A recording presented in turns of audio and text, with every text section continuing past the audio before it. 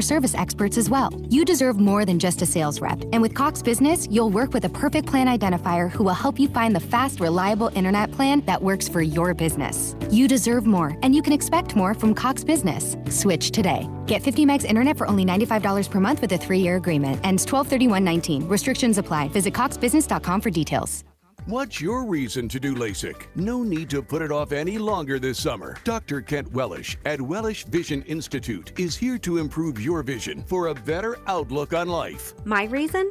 I want to wake up and see, and to stop paying for glasses and contacts. LASIK is a permanent solution for a low-maintenance lifestyle. My reason? I want a board-certified, non-corporate chain, top doc surgeon who I can trust to perform my LASIK. Whatever your reason, schedule your free one-on-one LASIK consultation at Wellish Vision Institute by the end of the month and receive $1,000 off LASIK. On top of that, we offer 0% financing for 2 full years. Wellish Vision Institute now has 3 convenient locations no matter where you're located. We're close. Call 702-733-2020 or visit wellishvision.com to book your free consultation. Don't wait any longer. Now is the time to get the clear vision you deserve.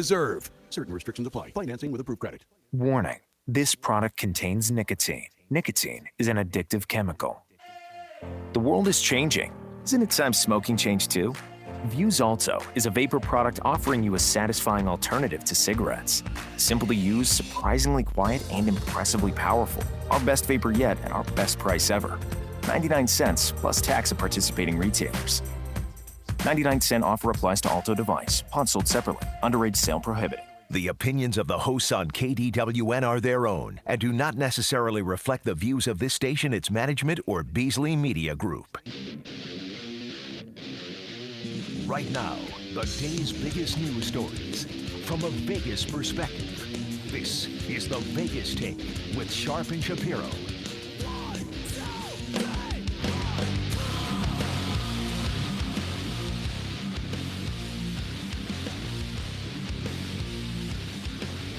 What's up, everybody? Happy Monday. It is the Vegas Take. Sharp and Shapiro back at you. Hope everybody had a great weekend. Happy Veterans Day. Oh, yeah, we got a lot to get to. A lot to go over. And let me just give you a quick rundown on what we got going. Coming up here at the bottom of the hour, they're the host of Veterans Talk on KDWN. RJ and Jim will be joining us. They do a show here every Saturday. As I said, we want to honor those veterans, those that risk their lives, even those that have paid the ultimate sacrifice. So very important to do that, and we'll be doing that with RJ and Jim, 2 great guys who do a great show here at KDWN. Also, coming up in hour number 2, Michael Avenatti will be joining us. Oh, yeah, Biff Jr. was booed over at UCLA yesterday, and it is absolutely hilarious. New whistleblower stuff that we want to talk about, and many people on the right that think that the whistleblower's name should be released. We'll get to that. The impeachment hearings are coming up.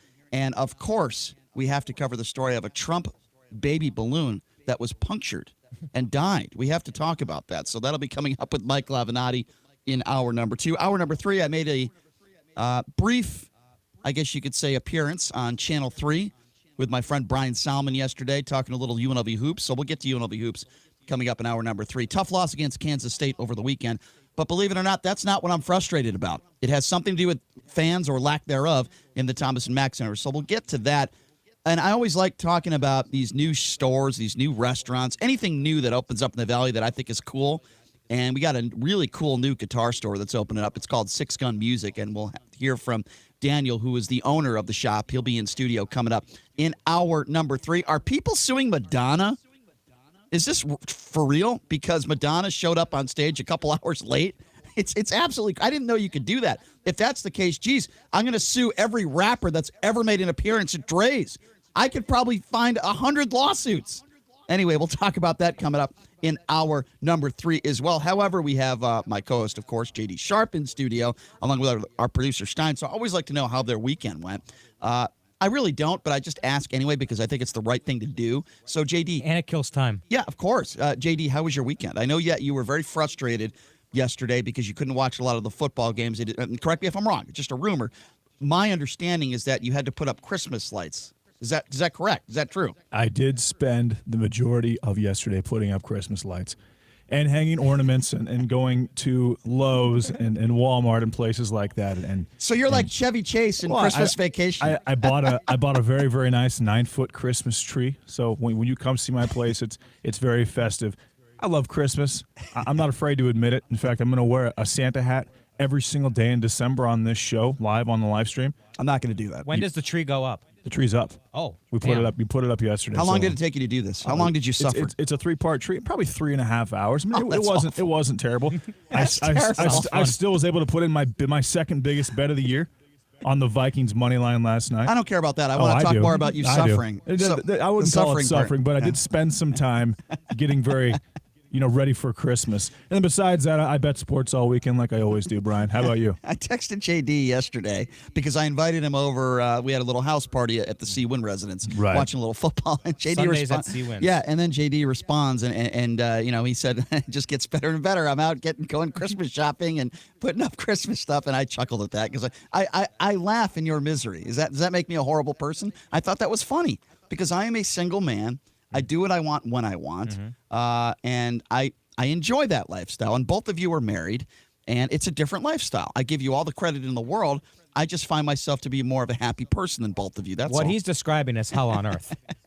It really is awful. I've been there. Can you admit that you were in hell for 3 hours? Honestly, I would not call it hell. You didn't see the devil yesterday. Was it the absolute ideal scenario for me, considering that I'm a professional sports bettor and I'd like to be watching the games that I had money on? No. But it wasn't hell on earth, Brian. That's a bit of a stretch. I can relate to this because I have ADD and I know he has ADD. And again, that had to be hell for you putting up Christmas ornaments. When you see my place...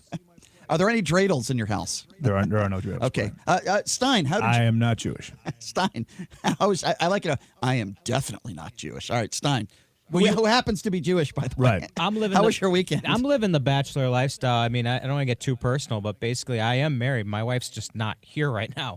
So I get to live more of a Brian Shapiro lifestyle than a JD. But I've been in your shoes, not with the Christmas tree, but with other things. Anyway, I had a great weekend, Brian. What other things? What are you talking about? Well, shopping. Just talking about shopping. Okay. I don't buy Christmas trees, but I've certainly been to the Bed Bath and Beyond and in Wisconsin it's Menards, but I don't know what it is out Lowe's, whatever. All right. Anyway, so it's a great weekend, Brian. I did a lot of the same things you did. We went to the UNLV, my first UNLV basketball game on Saturday. What'd you think? I thought it was cool. I agree with you. The crowd, although the crowd was enthusiastic, it was small. Mm-hmm. And the student section, and we're going to get into this, I know, and I agree with you. The student section could have used a little boost there. But it was cool. I like the arena, and they certainly get the crowd hyped up. And team didn't play all that well, and their opponent didn't actually play all that well. It was not a great game. It was not a high-scoring game, but it was a cool experience. And I think as the season goes on, I think they'll pull it together. And then Sunday, I spent 11 hours on SIxx's leopard-printed couch. We went over there. We started a day early with the early games. We made some nice steaks. Chris Wynn made us some nice steaks. He's actually a fantastic cook. And by the way, Chris Wynn will be joining us on Wednesday this week. Right, Winning Wednesdays. So quickly, I went to see a very funny comedian. You might have seen him in some movies like Couples Retreat, Fajon Love.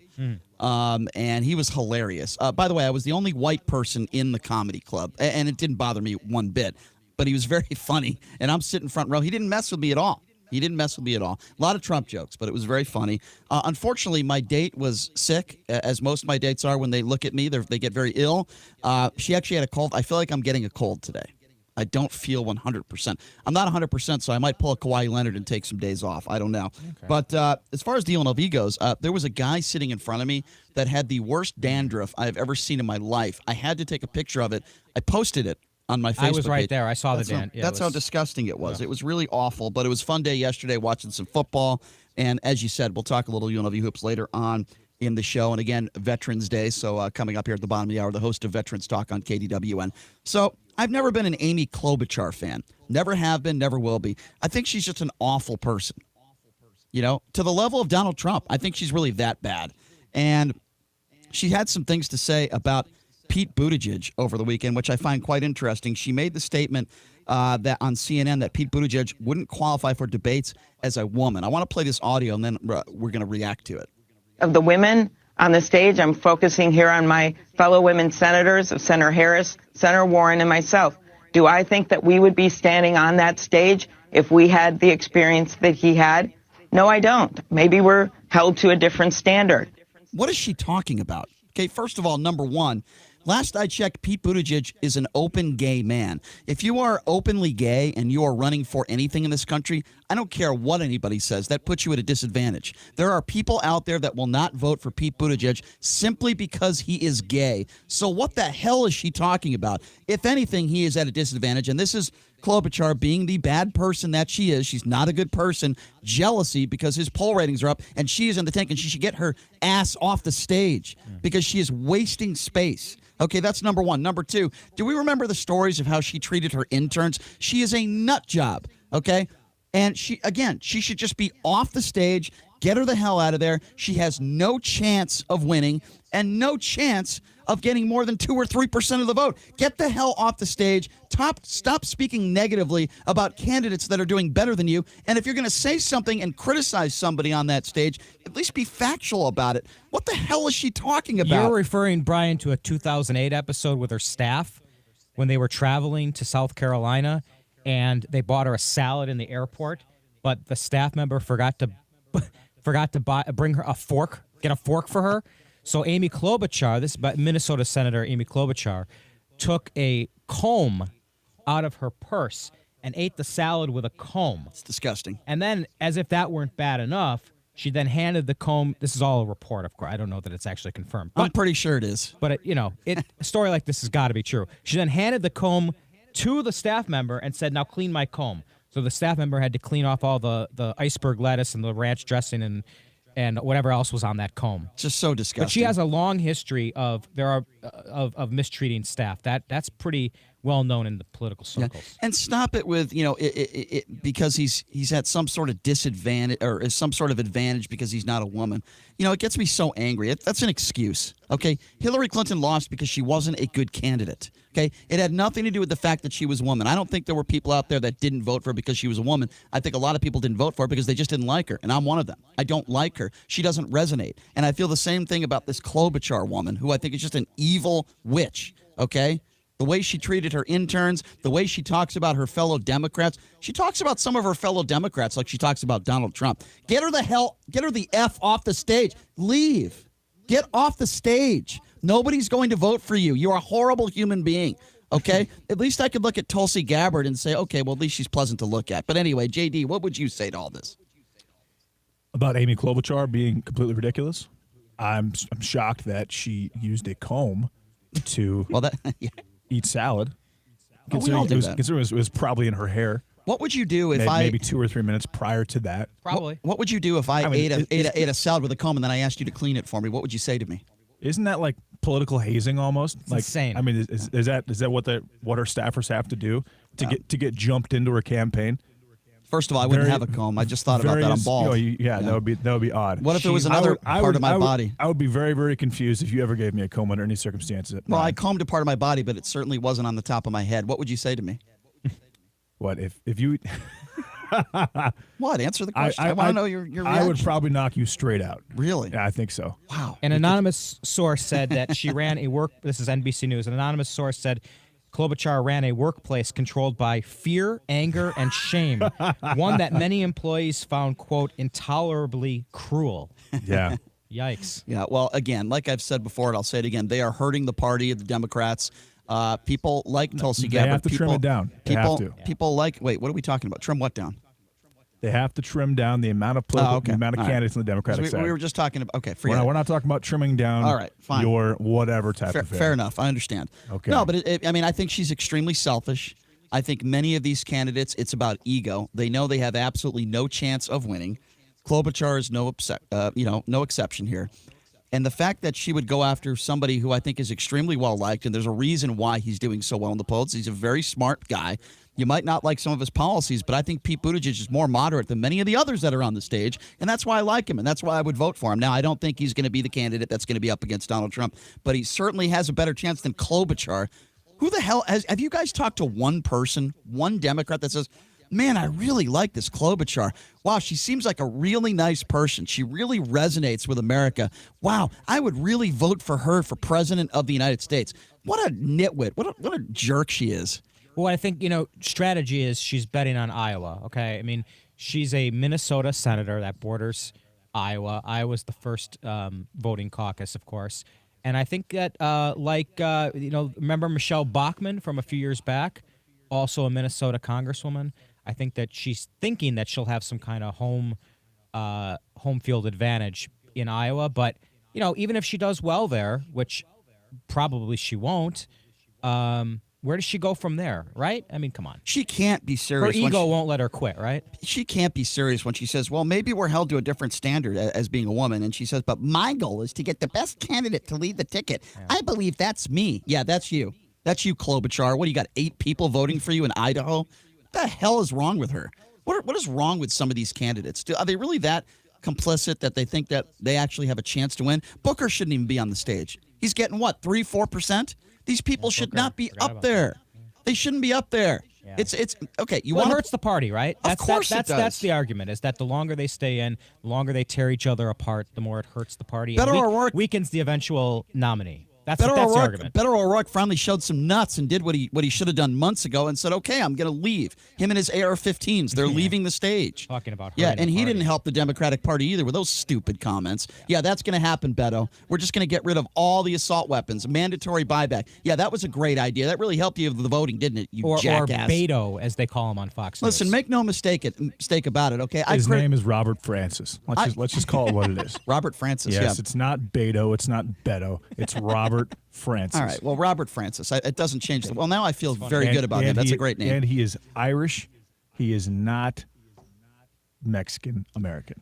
Listen, I say a lot of negative things about Donald Trump on a daily basis, but make no mistake about it, I could do the same thing with some of these people that are on the stage. They're morons, and Klobuchar is a moron. She will never win office. First of all, how did she win any office to begin with? I don't know. I don't think she resonates with. She certainly doesn't resonate with Republicans. She doesn't resonate with moderates. Maybe she resonates with people on the left that are, I don't know, would only vote for her because she's a woman. Maybe she has an advantage. Minnesota's a strange place, has a history of nominating strange candidates. I mean, I point to Jesse Ventura, for example. Jesse the Body was their governor. But I get the whole that, other though. thing over there. I get Jesse Ventura. Klobuchar was she went to Yale. She went to Chicago. She's got a JD. She's an attorney. Yeah. She was head colonel prosecutor of the largest county in Minnesota. So she's got a bit of a. She's not stupid. She's definitely not a one stupid. One thing I will never say about her, she's dumb. I think she's a nitwit. I think she's a bad person. Anybody that treats interns the way she treated interns, staff, interns, you name it. Anybody who treats people like that has an issue, has a problem. Oh yeah, especially when you're in a position of power. Yeah. And you just you want to make somebody feel bad to make yourself feel good, despite the fact that you're about, literally in Congress. Well, and one thing she lacks is charisma and personality. Right. And that's what people look for aside from the policies and experience, right? They're looking for someone that they can relate to. I don't know how you relate to somebody like her. No. I really don't. Not me. I can't relate to a comb because I'm bald. All right, so here's what we're going to do. We're going to take a quick break, and when we come back, Cindy McCain, of course, the wife to the late, great John McCain, speaking out about politics. It might surprise you what she said about the Republican Party, and we want to hear from people like her on this Veterans Day. So we'll play some of that audio for you coming up next. And, we have a Republican senator that's going after Vindman once again, and now we're on Veterans Day. We'll take a quick break. We'll be back right after this. You're listening to The Vegas Take on the all-new 101.5 FM, 720 AM, KDON. Hey, my friend's company spent 3 days cleaning up an email phishing attack that targeted several dozen employees. Yeah, if just one malicious email slips through, an attack can spread quickly and do serious damage. What if that happens to us? Don't worry, we have Barracuda Forensics and Incident Response. So we're good? Yes, with fast automated response and remediation, all traces of the attack can be removed in less than 5 minutes. Wow, that's a relief. Protect your business at Barracuda.com. Barracuda, your journey secured.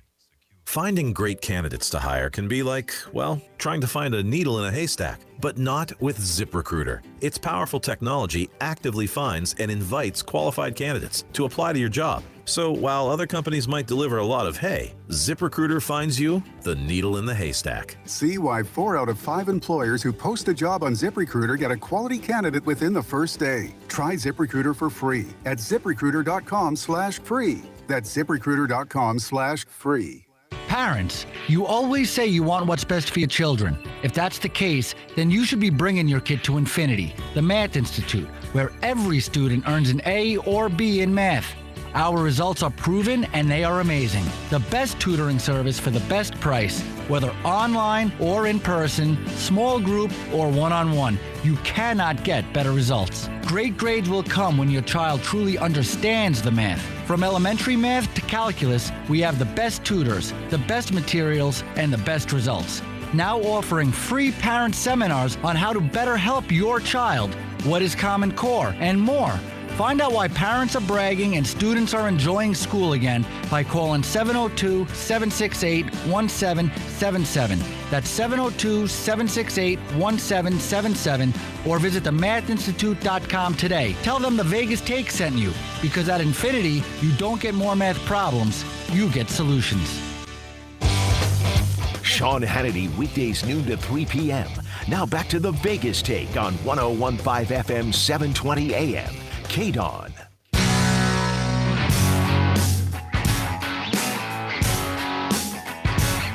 All right, welcome back. It is the Vegas Take. Sharp and Shapiro, glad you could join us on a Monday. You know, it's one of my harshest criticisms of Donald Trump. Remember when he was running for president and he said he didn't respect John McCain. He doesn't respect people, who are captured. He didn't think of John McCain as a hero. Always one of my biggest criticisms. This is a man, regardless of whether you're a Trump supporter or not, this is a man that dodged the military because he made up these bone spurs garbage. Okay, and on a day whether he made up the bone spurs garbage or not, he still did not serve in the military. Well, the doctor who apparently wrote that note that he had bone spurs, his family came out within the last 6 months and said it was a bunch of crap. So I'm going to believe them over Donald Trump. That's number one. And you're right. It doesn't matter whether bone spurs or not, whether he served or not. To go after John McCain the way he did, to me, it was one of the worst things. And listen, Trump's done a lot of bad things in his life. He said a lot of dumb things as president. To me, that was the worst thing. Well, it was very, very, for a guy who calls himself a patriot who wants to make America great again, it was very, very un-American. Just an awful person would say something like that. I mean, I wouldn't even call it un-American. I'd call it you're just a scumbag. You're just a horrible person when you go after someone who served honorably, a POW, and you say you don't deserve him, you don't respect him because he was captured. It's ridiculous. Anyway, there's a reason why I bring this stuff up, not just because it's Veterans Day today, and we need to remember, salute all those that served this country and those that, the ultimate sacrifice, that risk their lives every day for this country. Well, Cindy McCain, who I certainly have a tremendous amount of respect for, I don't have a lot of respect for her daughter because she's just a yappy, ignoramus on The View. But Cindy, in my personal opinion, I have a lot of respect for her. And, she went on CNN, talked a little bit about John McCain and what he would think of today's political climate. Here's what she had to say. I think he'd be disgusted with some of the stuff that's going on. I really do. I think what he'd be saying is he'd be railing against what's going on. And I think John provided a lot of cover for other members. And when he would do it, then they could get behind him kind of thing. And I'm not seeing a real rudder in the Senate right now. But I think John I know he'd be terribly upset by this whole thing. He was upset before he died. He saw what was going on. Yeah. So I just wish, I wish he were here, like all of us. I wish he were here. But we need him more than ever. We really do. I wish he was here, too. And I agree with everything she said there. I wish he was because he's a Republican that had a backbone. Didn't always agree with me personally. I didn't always agree with all of his policies and all of his beliefs, and neither did Donald Trump, and that's okay. But like I said, the one thing I really always appreciated about John McCain is he always stood up for what he thought was right. He didn't do something or say something because of something the president did or said or because of pressure, political pressure. You think of the health care bill that they were trying to pass. I thought he showed a lot of backbone there because the Republicans didn't really have an answer to health care. If you're going to get rid of Obamacare, you better have something else put in place. And the Republicans really didn't have that. And that's why John McCain voted against it. And I appreciated that about him. And by the way, I agreed with him. And then you have Donald Trump, who constantly went after John McCain. Even after McCain lost his life, the battle with cancer, Donald Trump talked about how he believed that he should have received praise over John McCain's funeral. What type of decent human being would do something like that? You cannot defend it. I don't care how big of a Trump supporter you are. You cannot defend those remarks he made before John McCain died or after John McCain died. Regardless of the reasons why you don't like John McCain, you cannot defend those comments by Donald Trump. So what do you think about that? I posed this question out there to the listeners right now. Here we are, sitting on Veterans Day, where we should be saluting and honoring those who risk their lives for this country and those who serve currently. Because I consider all of you heroes. You serve this country honorably. You are a hero. You are a better man than I. And, you know, those are the type of people that I want to hear from. But I ask you this question, as I said, as we sit here on Veterans Day. What do you think about that? What do you think of the comments of Cindy McCain on CNN? What do you think of the comments that our president, Donald Trump, has said about John McCain and other veterans? What do you think about the attacks on Vindman? This is a Purple Heart recipient. This is a man who served this country honorably and continues to do so. So because he had some concerns about Donald Trump, that means he must be lying? Some people are saying, well, he's got to be a Democrat. They're doing the same thing about the whistleblower. So let me open up the phone lines. What do you guys think about this? As we sit here on Veterans Day, the comments of Cindy McCain, thoughts on John McCain, the type of comments that your president and my president, Donald Trump, has said about the late John McCain. What do you think about that? Do you think it's not an issue, or do you think it is an issue? Don't you want your president to speak honorably when it comes to others that have served this country and continue to do so? The number to call if you want to be a part of this conversation is 702-257-5396. Again, that number, as we look here on Veterans Day. How do you feel about the President of the United States dodging the military based on what we learned is false bone spurs, according to the doctor's family? What do you think about that? Give us a call, 257-5396. Again, that number to call if you want to be a part of the program, 702-257-5396. Coming up next, we're also going to talk about Wisconsin Senator Ron Johnson. He went on Jake Tapper reacting to the Alexander Vindman testimony. You're not going to believe what he had to say. Take your calls. Coming up next. President Trump is calling on Americans to protect and defend veterans of the nation as they have defended and protected everyone else. It is truly an honor to come back to New York City, right here at Madison Square Park, to be the first president ever to attend America's parade. An American Eagle flight skidded off a snowy runway at Chicago's O'Hare Airport today. No one was hurt as a result of the weather system that is in Chicago in the Midwest and moving east. However, the National Weather Service predicts more than 300 record cold temperatures could be tied or set through Wednesday. Hong Kong's leader says her administration will spare no effort in bringing an end to anti-government protests that have racked the city for months. Carrie Lam's comments have spurred speculation in Hong Kong and around the world that harsher legal and police measures may be in the works. On Wall Street, the Dow is down about 10 points. I'm Mike Moss. This station is conducting a weekly test of the Southern Nevada, Inyo County, California Operational Area Emergency Alert System. This is only a test.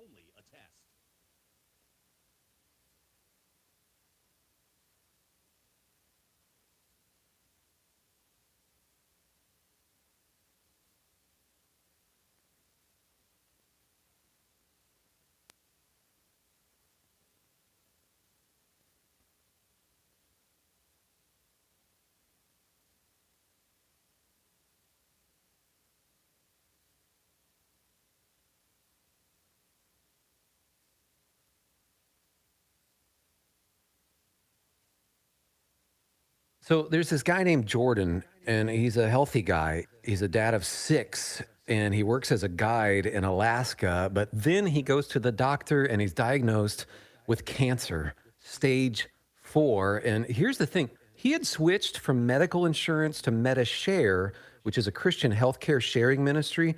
So the question for Jordan and his wife, Jenny, was, is this really going to work? Our medical bills exceeded $160,000. MediShare members shared all our bills. And it was about more than just the money, too. This is a real community. MediShare is a family, a group of people that stick with you through the hardest times of your life. I just don't know how I could have done it without MediShare. It's so worth looking into. There's a reason this is growing so fast. If you want to find out more, here's a number for you. 844-91-BIBLE. That's 844-91-BIBLE. 844-91-BIBLE.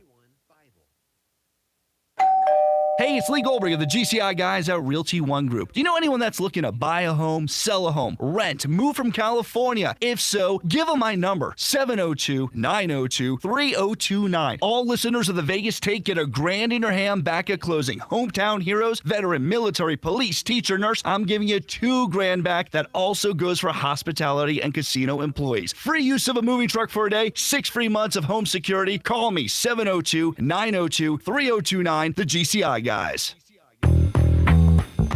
Mark Levin, weekdays 3 p.m. to 6 p.m. Now back to the Vegas Take on 101.5 FM, 720 AM. KDON.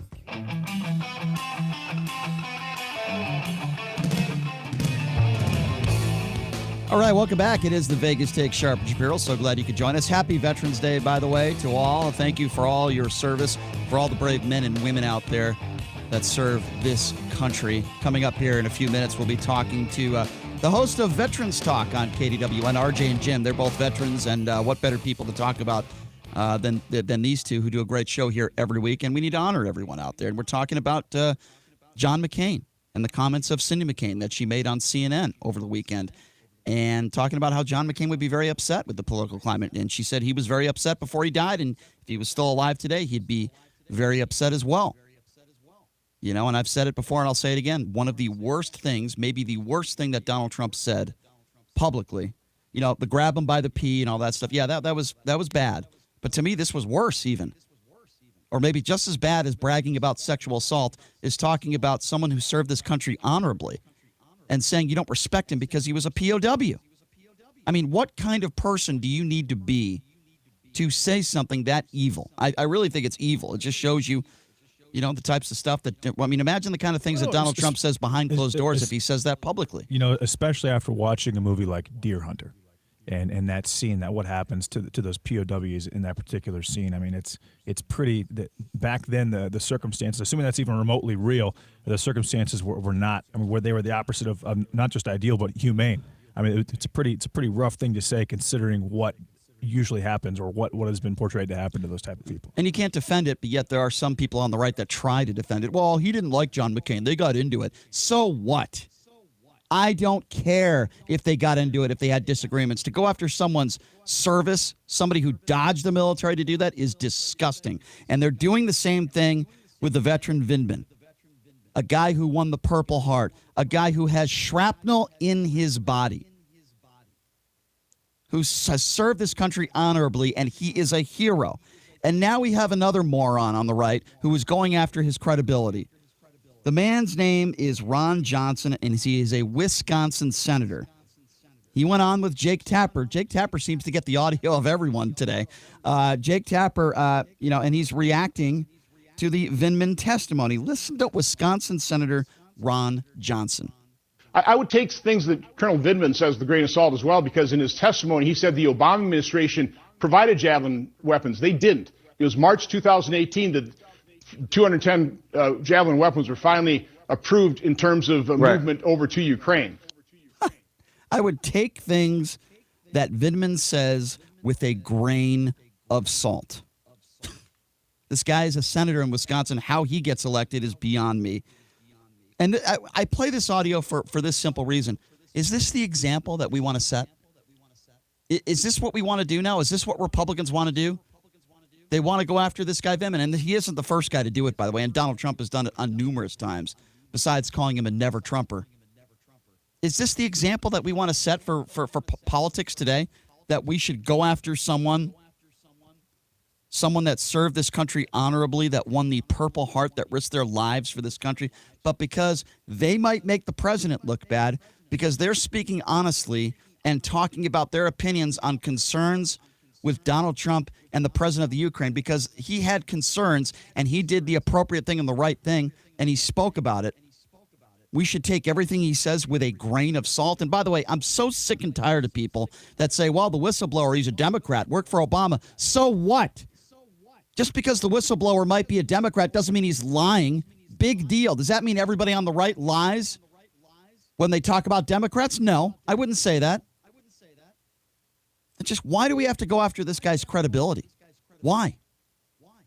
Why do we have to go over? Why do people have to do that? I mean, you can have your suspicions. That's fine, for whatever reason. And being in the military doesn't make you immune from making mistakes. And is it possible that he's a spy for Ukraine? I mean, sure, that's possible. How? The problem is you are trying to presume him guilty before any type of due process. Okay, but and to me that's a big well because you can investigate. How could you say it's possible he's a spy? You could invest. There's no evidence to support that. You could have that thought process. You could think. Well, I think you're an idiot if you think that. Okay, you can think anybody's an idiot. It doesn't matter. You can be. I have my reasons though. If I say that. Okay, but you can be suspicious about anyone you want to be suspicious of, and that includes any part of the military. So if I thought you were a spy, what would you think of me? Donald Trump can do that. Anyone can do that. The point is, you can't label them as such. You can't try to call them guilty without actual due process, and that's the issue here. So if I called you a spy, what would you think of me if I said that? Why would I be a spy, Brian? Exactly. No, I mean, come on. I'm not in the military. So if you're in the military, that gives you a reason to be a spy? No, but you're much more likely to be a spy if you're in the military than if you're not in the military. Okay, but here's my issue. Here's my issue with that. There is zero. You make analogies like that all the time when you try to apply our situation. We're two radio hosts sitting here. Here's why I do that. Military. Well, here's why. Neither of us are born in the Ukraine. I'll explain why I said that. It doesn't make any sense. No, it's very, very thin. It makes a lot of sense. Here's why I said that. There is zero evidence to support the fact that you are a spy. Would you agree with that? Right, but I would never be a spy under any circumstances. But there is zero evidence to support the fact that you are a spy. Guess what? There is zero evidence to support the fact that Vindman is a spy. The evidence that Vindman is a spy is the same evidence that I would have towards you. What I'm trying to say is, yeah, in general terms, anybody could have any opinion they want to. But when you are a politician and you speak publicly and you make ridiculous, ignorant claims like that, it is dangerous for the country. You can't call somebody a spy with no evidence to back it up. You can't do that. Or without due process. It's ridiculous. Without something very, very concrete. It's completely ridiculous. And now we've heard. And that's the issue is that he's trying to hold a court of law through the public, through Twitter, and he's trying to sway public opinion. And so are his attorneys, for example, because this guy's going to testify against Trump. It may be good, it may be bad. Apparently it's going to be bad. But by saying, oh, well, you were born in the Ukraine, you moved here when you were 3 years old, despite the fact that you were shot or you did have an actual wound on your body and you received the Purple Heart, we're trying to invalidate your testimony so that it doesn't seem like it's legitimate. And if that's the case, then maybe what you're saying is true, maybe it isn't. And then that's all that's going on. There's no maybe it's true. He's not a spy. Again, I'm not saying it is true. I don't think that it's true. I don't believe that he's a spy, but I'm telling you the thought process of Trump and his attorneys. Well, their thought process is that they're horrible people. Okay, well, when you call this guy a spy who's got shrapnel in his body that served this country honorably, what kind of person are you? I think of Jim Jordan. Let me say this about Jim Jordan. Here's a guy that was a pedophile enabler. Here is a guy where several people have come out and said they went to him and about somebody on that wrestling team involved with the college that was sexually assaulting kids, and Jordan did absolutely nothing about it. And now this is a guy that wants to stand behind Donald Trump and attack the character of a war hero. People like Jim Jordan should be not only out of office, my personal opinion, they shouldn't be in public. We're going to take a quick break, and when we come back, since it is Veterans Day, we want to honor those who served and risked their lives for the freedom that you and I have to be able to talk on the radio every day. Well, the host of Veterans Talk are coming up next on KDW. And RJ and Jim, great guys. They're coming up next. They do a great show here every Saturday. Take a quick break, and we will be back right after this. You're listening to the Vegas Take right here on the all-new 101.5 FM, 720 AM, KDAWN. 101.5 FM, 720 AM, KDAWN, the talk of Las Vegas. What are your retirement dreams? Some travel? Pursuing your hobbies? A comfortable income?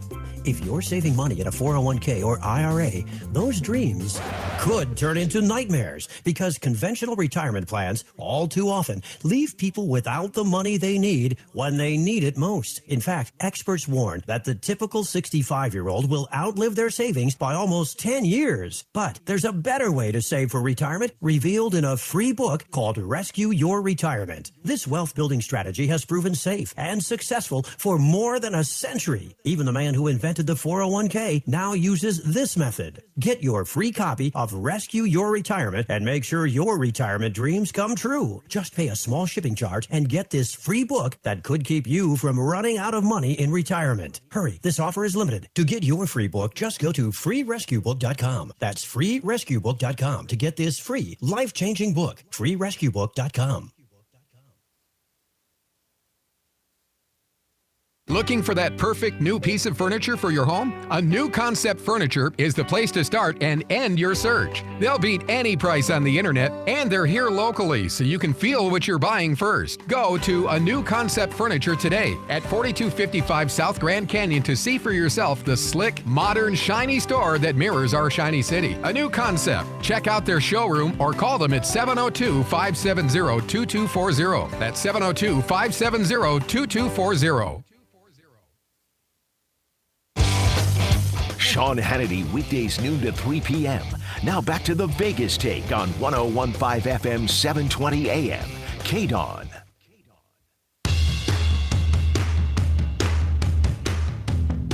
All right, welcome back. It is the Vegas Take, Sharp and Shapiro. So glad you could join us on a Monday on Veterans Day. Coming up, by the way, in hour number 2, Michael Avenatti will be joining us, and plenty to get to with him. JD, I know I guess I didn't give you enough time to talk about that last subject in regards to Vindman, so I certainly want to give you enough time to do that now. So go ahead. What did you want to add to what we were talking about? I had to take a break.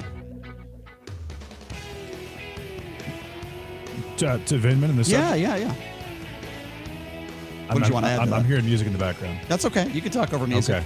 Okay. Schaefer, kill the music. Okay, thank you. I think that it's... I have a problem with the approach of trying to invalidate what he says as not true. But again, but what I'm saying is that you can't just make someone immune to being investigated, or you can have your suspicions all you want. The problem is their approach about it, to me, is ridiculous.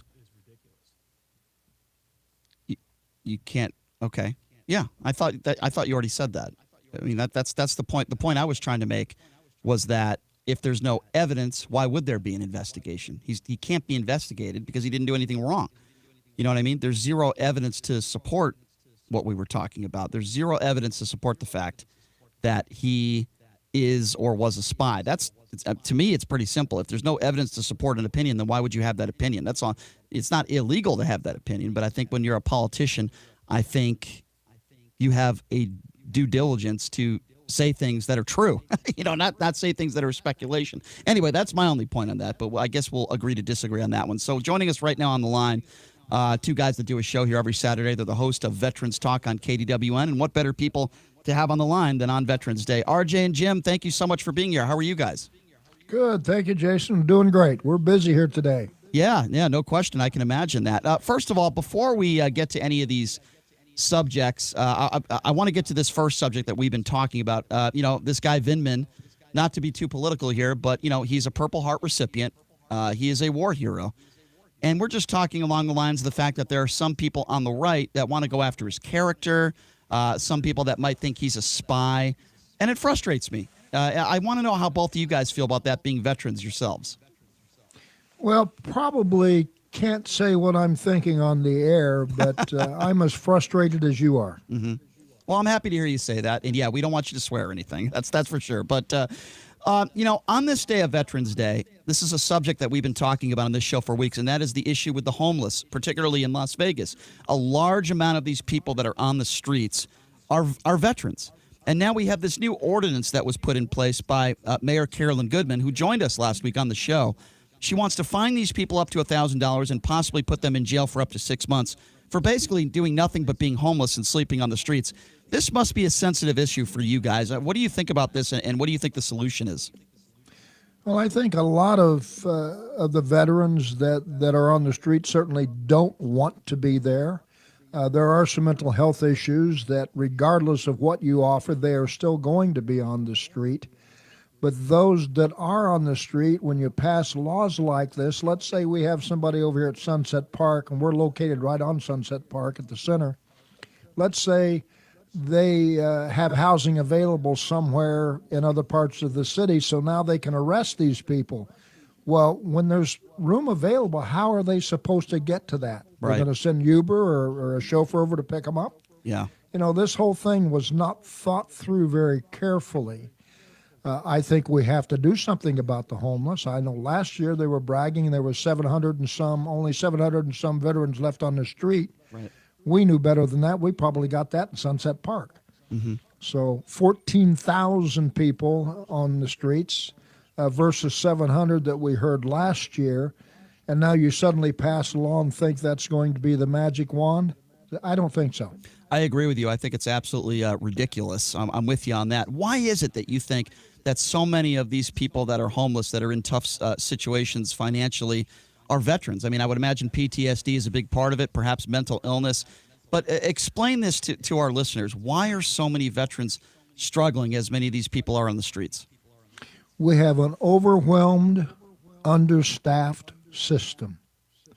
And there just are not enough mental health providers that can get to these veterans and support them and their families. And we keep leaving the families out. We only focus on the veteran. What about the families?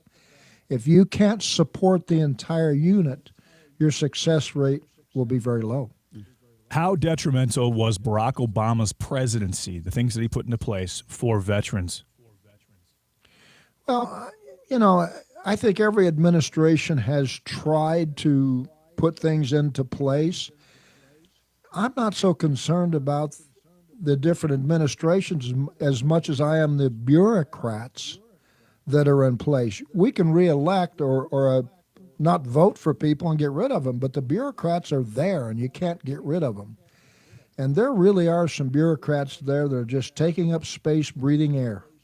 If you're just joining us, we're speaking with RJ and Jim, host of Veterans Talk on KDWN every Saturday. Obviously, two veterans who served this country honorably and are heroes. And this is a day, certainly on Veterans Day, where we need to thank these people like RJ and Jim. And I think it's important, if you know a veteran, if you see a veteran, thank them, shake their hands, say thank you for your service, regardless of political beliefs. And yes, we're very divided when it comes to politics, but this should have no bearing in this discussion as far as just thanking people for their service.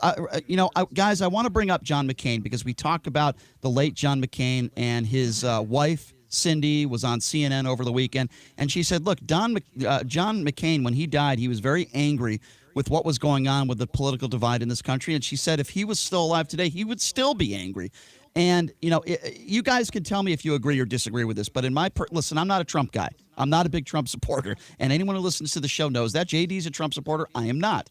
But with that being said, to me, one of the worst moments of Donald Trump in the last several years is when he was running for president, and he attacked John McCain, and he said he didn't respect John McCain because he was a POW, because he was captured. I thought that was disgraceful. We can disagree on policy. That's fine. I've got no problem with that. And I would certainly not attack somebody personally if I disagree with a policy, okay? But to me, this was a totally different ballgame. So as veterans like yourselves, what goes through your mind when you hear the commander-in-chief, the president of the United States, go after someone because they were a POW? Well, regardless of who it is, we should never disrespect our veterans. Now, on our show, we never get involved in politics. We are a 501c3 public charity and absolutely refused to get involved in any of that. I've only made one comment over the years on our show, and I've said I don't agree that Washington's a swamp. Mm-hmm. I think it's a sewer, and you should put both sides in it and flush it. I like that. And I think a lot of people today feel that way. We've elected these people to go to Washington and do the people's work, and we haven't seen that. As all we hear is mudslinging back and forth, and I think basically the American people are sick of it. Yeah, I tend to agree with you. And by the way, if you're just joining us, this is Jim Leitner. He is doing a show, host of the Veterans Talk on KDWN every Saturday. So when we think of this day, Veterans Day, Obviously, you served honorably. How will you want others to think on this day and reflect? Because I would imagine just about everybody, they know somebody, either a friend of someone if they didn't serve or somebody in their family that did serve. How do you want people to, I guess, go about their way of thinking and honoring those who risk their lives for us every day? You know, Jason, there's a saying that it takes a village to raise a child. Well, it takes a country to support our veterans and their families. And if everybody will just do a little something, we can get so much done. Now, we are a 501c3 public charity, all volunteer. There are no salaries here. Most of us are disabled veterans here, and we survive on those volunteers and those donations to keep this alive. So if everybody would just do a little something, we could do so much more to help them. I mean, does that mean a lot to you? You know, for somebody like myself, I never served in the military. When I see somebody like you and, you know, maybe you're wearing a hat that shows that you're a veteran or a T-shirt or whatever, and I go up to you and I shake your hand and I try to say, hey, man, thank you so much for your service. We appreciate what you do every day. I mean, I would imagine that has to mean something to you, right? And that's why I always tell people to do that. What does that mean to you when somebody, a total stranger, will go up to you and say that? Well, I think as a Vietnam veteran, which I am, I'm a disabled Vietnam veteran, we did not have thanks when we came home. And I think it means something to the older veterans, certainly, but today's veterans from Gulf War forward, we've supported them. They haven't come home and been spit on like we were. So I think the older veterans really appreciate that more than people know. Mm-hmm. I have to ask you, what were your thoughts on the withdrawal of troops in Syria? I know that a lot of people were against it. Even many Republicans that are big supporters of Donald Trump, people like Lindsey Graham, were against that. And they said, listen, these are our allies, and now we're putting those troops in harm's way. And, you know, like I said, there weren't many people that supported that. As you being a veteran that served this country honorably and risked your life, what did you think of that decision? Well, without getting involved in politics, you know, those people have been fighting each other for thousands of years. What are we doing there? Mm-hmm. And that's always been my question on some of these things. RJ's a retired Air Force pilot, and he served over there as well. Mm-hmm. RJ, am I wrong on that? What are we doing there? Well, I agree that we don't necessarily need to be there. We can't be the world's policeman. But at the same time, the commander-in-chief has made a decision, and it's up to us to follow through and do what the commander-in-chief says. Mm-hmm. That's what the military does. Whether we agree, disagree, or have no thoughts on it at all, we follow orders. That's what we do. That's what we do in the military. Yeah, and that makes a lot of sense. And I guess that would lead me to another question. You know, obviously, there's not everybody that is serving overseas or maybe at war that actually agree with the war, right? I'll go back to the war in Iraq, right? There were plenty of troops out there that I've spoken to that served honorably, but they did not agree with going to war there. How do you handle that? I'm just thinking in my own personal head that here I am, you know, and you guys are heroes, right? You're serving this country, you're risking your lives for the freedoms of this country, but yet in the back of your head, you know that you don't support this war, even though you support the president and you're going to follow orders, like you said, and I appreciate that. How do you handle that mentally when you're literally risking your life fighting maybe terrorists and bullets whizzing by your head? And you're saying, in the back of your head, you're thinking, oh, man, I don't even think we should have been here. How the hell do you handle that? That's what I want to know. Well, I think when, you know, we were raised that way. We were raised that when you're called, you serve. And I believe in my case, when we went to Vietnam, we thought we were helping another society be free like we are. It didn't turn out that way. We lost an awful lot of men and women. But we were raised that way, and thank God we have people to this day that still think that way. There's always going to be wars. Unfortunately, we can't always pick the ones that we can win or lose. Right. And we haven't won since World War II. We haven't been allowed to win. So my opinion as a veteran is if we're going to go to war, let us win. Yeah. If not, don't get involved in it. No, I agree with you. That was very well said. Okay, RJ and Jim, this will be my last question for you. I want you guys to talk a little bit about your show. It's a great show here at KDWN. We're very lucky to have you doing this show here on Saturdays, Veterans Talk. Talk to me a little bit about this show and some of the charities that you're involved in, because both you guys really do a lot of great things for a lot of people. Talk to us a little bit about that. Well, the show primarily is to educate people, and the show is not only provided to veterans, but it's also provided to the local community and people that are interested in veterans. We've done shows on CBDs, which seems to gain a lot of popularity now. We've done a show on Parkinson's. We've done a show on employment. We've done a show on our new VTRC boot camp, Veterans Transition Resource Center boot camp, which is actually a program that we set up with SkillQuest out of Texas for a 90-day, very intense training computer skills school. And at the end of that, you will end up getting placed in a job that can range anywhere from 40 to 70,000 a year starting, because there seems to be a lack of certain skills in business today that people need. And I'm going to point out cybersecurity is probably the biggest one. People need these people. You take somebody that's gone to college for 4 years, and they don't have the skills. A 90-day intense school will provide those skills. And another thing we're doing here, Jason, if I may say before you run out of time, today we are giving away exercise equipment for our veterans and their families. Oh, wow, that's brand great. new in the box. That's awesome. So we'll be here till 3 o'clock. Anybody that wants brand new exercise equipment, $29.55 East Sunset. We'll be here at 3 o'clock giving that away to our veterans and their families. I'll tell you what, based on the way I'm looking these days, I could probably use some exercise equipment myself, that's for sure. Man, you guys are doing so many wonderful things. I really appreciate both of you, and like I said, KDWN is very lucky to have you here doing a weekly show. Thank you so much for your service on this Veterans Day. We need to salute people like both of you, RJ and Jim, host of the Veterans Talk Show, right here on KDWN on Saturdays. Gentlemen, thank you so much for taking some time to join us. We really do appreciate it. Thank you, Jason. We appreciate it. All right. Talk to you soon. Thank you. Appreciate that. Thanks a lot, guys. I think they were referring to our producer, Jason. Yeah. That's okay, though. Carolyn Goodman did the exact same thing. But that's a couple okay. days ago. That's okay. I don't mind that. That's all right. Great guys. And like I said, we're very lucky here at KDWN to have them doing a show here, two veterans. You know, I appreciate what they said there, and they made a lot of sense, and they made me think a little bit, because you can, listen, you can disagree with the war, you can disagree with the president, but it is your duty when you serve this country to, abide by what the commander-in-chief says and what he does. And if he tells you to go to war and you don't agree with it, you still do what the president tells you to do. That's what these guys do every day, and I have so much appreciation for them and what they stand for. And how about that? How cool is that? Giving out free workout equipment, exercise equipment to veterans. Sounds like these guys are really doing a lot of great things to help our veterans in Las Vegas. So again, big thanks to RJ and Jim, host of the Veterans Talk Show every Saturday here on KDWN. All right, this is going to be a lot of fun. It's time to get in the ring with Michael Avenatti. He's going to be joining us next on KDWN. Stay with us. We'll be right back. The only FM news talk station in the Valley.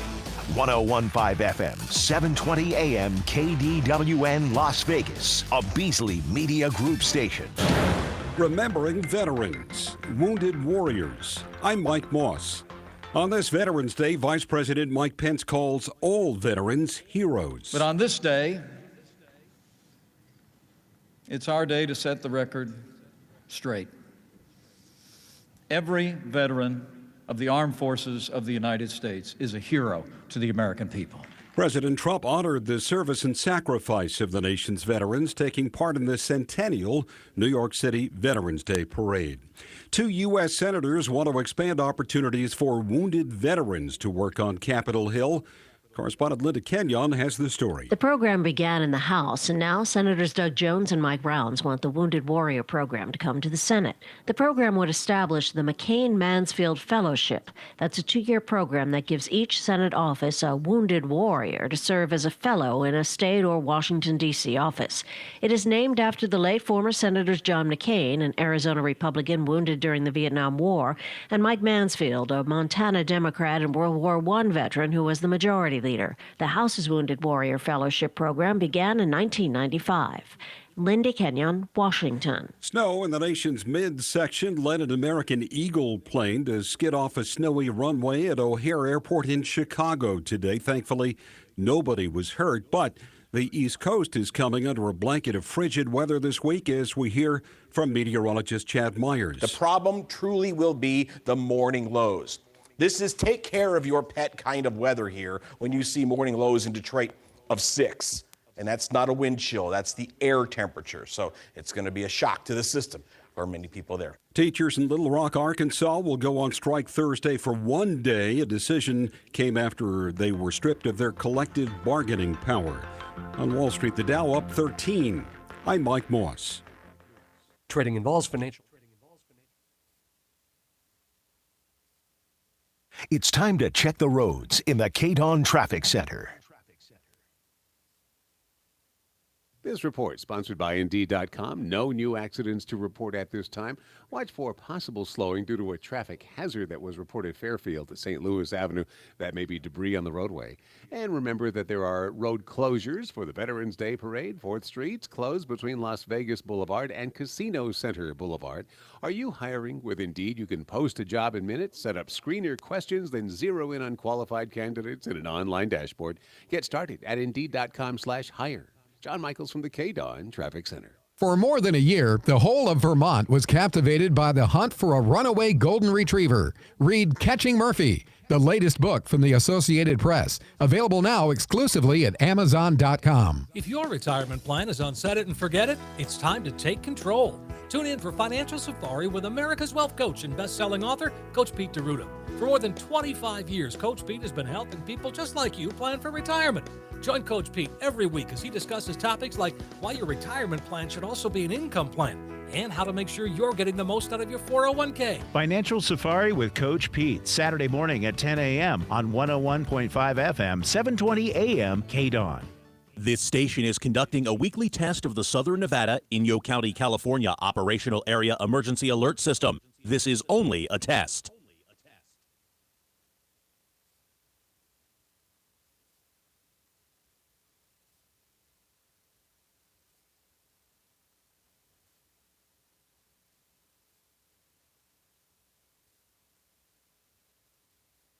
Warning, this product contains nicotine. Nicotine is an addictive chemical. The world is changing. Isn't it time smoking changed too? Vuse Alto is a vapor product offering you a satisfying alternative to cigarettes. Simple to use, surprisingly quiet, and impressively powerful. Our best vapor yet at our best price ever, 99 cents, plus tax at participating retailers. 99-cent offer applies to Alto device. Pods sold separately. Underage sale prohibited. Are you drinking too much? Is that beer or two after work turning into 6 or 8? You know it's taking a toll on your liver and overall health, and it's probably already affecting your relationships and work performance. You have thought about quitting, but don't want...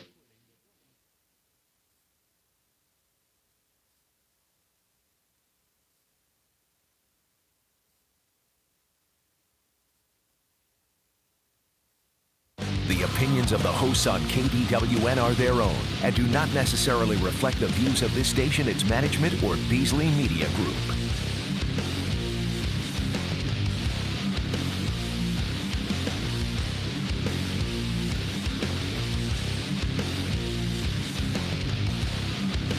All right, welcome back. It is the Vegas Take, rolling out hour number 2. So glad you could join us. And we're going to be joined here by Michael Avenatti here in just a minute. Obviously, it's Veterans Day, so we're talking a lot about remembering those who lost their lives, who served, and those who have not lost their lives, luckily, and that are still serve. All the brave men and women, of course. And we will be taking your calls with Michael Avenatti at 257-5396. Again, that number to call is 702-257-5396. As I mentioned before, it is time to get in the ring with attorney Michael Avenatti, who joins us on this Veterans Day Monday. Michael, thanks for joining us. How are you? Uh-oh. Is Michael there? Did we lose Michael? Uh-oh, I think we lost Michael. We'll get him back on. And again, as I mentioned, the number to call if you have a question or a comment for Michael Avenatti, that number 702-257-5396. Again, that number to call, 257-5396. A lot we're going to get to here in the next hour. We're going to talk about new information in regards to the whistleblower, why so many people on the right are dying to just get his name out there. Don't really understand that. We're going to talk about these impeachment hearings that are going to be continuing. And an interesting story in Alabama. Somebody was flying a Trump baby balloon, and it was pierced. I want to get a Trump baby balloon in this studio, by the way. Would you approve that, JD? Can we do that? Can we get a Trump baby balloon in here? How big is that, Brian? Well, I think there's different sizes. Considering we're trying to emulate the size of Donald Trump, I would imagine it probably wouldn't be small. I'm guessing. I mean, if it I want it on the ceiling. Yeah, if it could fit in here, I'd be totally okay with it. I'm not convinced that it can. I would love it. I would love it. That's just me. That's just me personal. I want a Trump baby balloon in studio, and nobody can puncture it. All right. As I mentioned, the number to call is 257-5396. Joining us right now on the line is attorney Michael Avenatti. Michael, thank you so much for joining us. How are you? What's up, Michael? Excellent. Good morning, guys. How are you? Doing good, man. Doing really good. well. All right, let's start with your favorite subject. That is Biff Jr., also known as Donald Trump Jr. So you might have seen this. He's with his girlfriend, Kimberly Guilfoyle. He's promoting his book. He went on The View last week, and he's speaking in front of some students at UCLA over the weekend. And, well, it didn't go so well for Biff Jr. I want to play you some of this audio. So this is Biff Jr. at UCLA on a stage with Kimberly Guilfoyle and the moderator. Here it is. It's because people hijack it with nonsense looking to go for some sort of soundbite. You have people spreading nonsense, spreading hate to try to take over that room. And that's the real issue with the room. No, it's because you're not making your parents proud by being rude and disruptive and discourteous. We are happy to answer a question.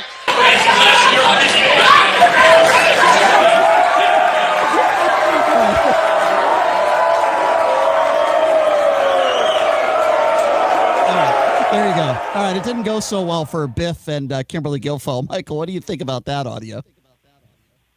Well, I mean, I love it. I mean, this guy's a complete fraud. He's never accomplished anything in his life.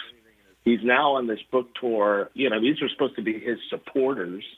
And he's got to bring his mother/nanny with him on every one of these stops. He's got to bring Kimberly with him, who is his mother, his nanny, to be his minder. I mean, she completely emasculated this guy.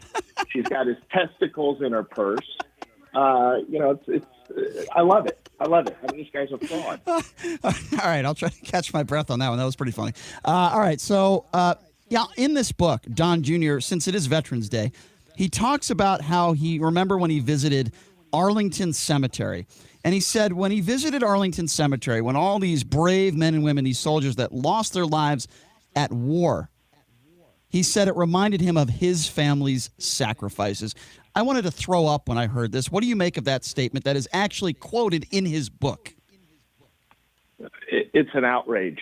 I mean, no civilian should walk through Arlington National Cemetery among all of those graves and come away thinking about their own personal sacrifices, whatever they may be, and trying to draw some parallel between what sacrifices they may or may not have made in life compared to people giving up their lives for our freedom. It's an absolute disgrace. It's disgusting. And I want to hear all the people on the right that are listening, all of the veterans, the people that have served our country. First of all, thank you for your service. Second of all, please call in and debate me right now on this point. Debate me as to why you think it's okay for the son of the President of the United States, Don Jr., a kid who was born with a silver spoon in his mouth and a gold toilet under his ass, why you think it's appropriate for him to draw a parallel between his sacrifices and your fellow men and women who gave up their lives fighting for this country. I want to hear from the people on the right try to defend this because it's outrageous.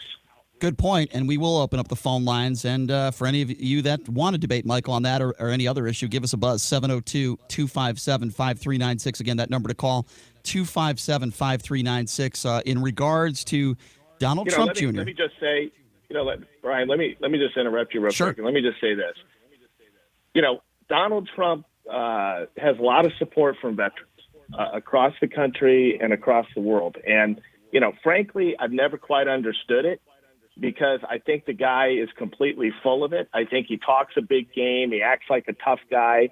And at the end of the day, he's a true coward. And I don't think he's supportive of our armed forces to the degree that he should be. And I will tell you that if you are a man or woman who have served this country or are serving this country, you should be disgusted by the comments of Don Jr., the son of the President of the United States. And you should be disgusted by the fact that the president has not called out his own son publicly and chastised him for those comments. You should be absolutely outraged by this. I agree. I agree with you 100%. JD, what do you say to that?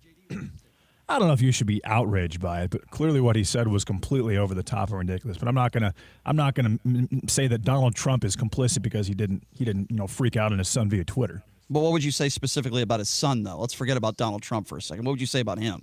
Well, I mean, it's completely ridiculous. Obviously, unless his family actually suffers a couple of casualties due to the fact that his dad is president of the United States and the campaign in 2020, you cannot make that statement. Arlington Cemetery is for those who have died serving the United States of America military, and his dad didn't, and neither did he. So to me, the fact that he made that statement is just, I mean, it's hard to believe he's that stupid, to be honest with you. I wonder what and I agree, I wonder what many Republicans would feel like if Barack Obama, when he was president, said, well, I was visiting Arlington Cemetery. It reminded me of some of the challenges I had growing up, living with a single mother. I mean, Republicans would have gone nuts. Yeah, or Gettysburg or anything like that is equated to or relates to members of the United States military either dying or being buried due to their time in service. Exactly. Let me just say this. Let me just say this, JD.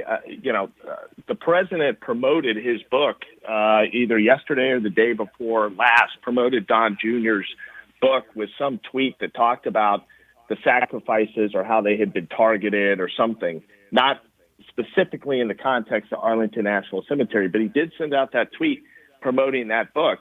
So, I don't think that we could just say he gets off scot-free on this. I mean, this is an absolutely ridiculous, baseless statement. It's really a disgusting statement, especially for a book to be released, a week before Veterans Day, and to draw this analogy between Don Jr.'s alleged sacrifice. What was his sacrifice? He had to have the lobster rather than the filet one day? I mean, come on. All right. Well, joining us right now on the line, it's attorney Michael Avenatti, and we're also taking your phone calls at 702-257-5396. By the way, this is in a book. This was quoted. That you can't make the excuse that, somebody misquoted me, or, I was speaking off the cuff and I misspoke. This is actually published in a book. He used the words, put them on paper, and is attempting to profit off of them. It is completely absurd. Well, no, but you know what I want to know, guys? I want to know, I mean, this just gives you an idea. This gives you an idea as to the bubble that these people live in, that Don Jr. lives in. They are surrounded by yes men. How do we know that? Because through the entire process, and look, as somebody that has been involved with reviewing manuscripts and the publishing of books and the like, I know a little bit about this. This book isn't just written by Don Jr. and then it just goes to print. There's all kinds of people in the process that have to review this and sign off on it and give edits and comments, etc. How is it possible that nobody along the way took a step back and called Don Jr. aside and said, hey, Biff, you probably don't want to put this in a book because it makes you look like you really are, which is a spoiled rich kid completely out of touch. Yeah. No, you're right. That's a good point. That the fact that this was actually in a book and somebody published it and a lot of people okayed it, it's beyond me. The number to call, 702-257-5396. Our guest on the line is attorney Michael Avenatti. Why don't we start off with Brady? Brady, you are on with Michael Avenatti. Go ahead. What's up, Brady? Brady, are you there? I think we might have lost Brady. Number to call, 702-257-5396. Again, that number to call, 257-5396 is the number to call. Joining us on the line is attorney Michael Avenatti. And, we're taking questions, comments, of course, on this day, which is Veterans Day. And it is a very, very important day that we should remember the men and women and honor those who have served this country honorably. Again, that number to call if you want to join us, it is 257-5396. Again, that number, 257-5396, if you'd like to join us. Michael, my next question to you is I wanted to ask you a little bit about something that I guess you could call it funny, and that is a Trump baby balloon that was crumbled and died in Alabama. What do you make of this story? And do you think this guy should be criminally charged? Well, I think he should be criminally charged if, it appears that he did damage to this balloon, and I don't know what the cost associated with that is. I think he should be criminally charged in connection with it. I was more interested, frankly. Did you see the video that he posted after he was released or after he was bailed out? I did not. Of him standing. Oh, you didn't see the picture of him standing in front of the television playing the Alabama game in the garter belt and the panty setup? I mean, it was amazing. If you haven't seen that, you really ought to see it. The Trumpers must be really happy that this is the poster child for the 2020 campaign. I'll have to check that out. All right, we'll take your phone calls right now, 257-5396. Why don't we start off with Carl? Carl, thanks for calling into the Vegas Take. You're on with Michael Avenatti. Go ahead. How you doing, guys? I think with the balloon, you mentioned it just now, all I have to do is refill it with hot air. So I don't think that's going to hurt it much. But I want to just say one thing real quick with the Biff going to Arlington. Before I went to med school, I was at the Coast Guard for 4 years, from 63 to 67.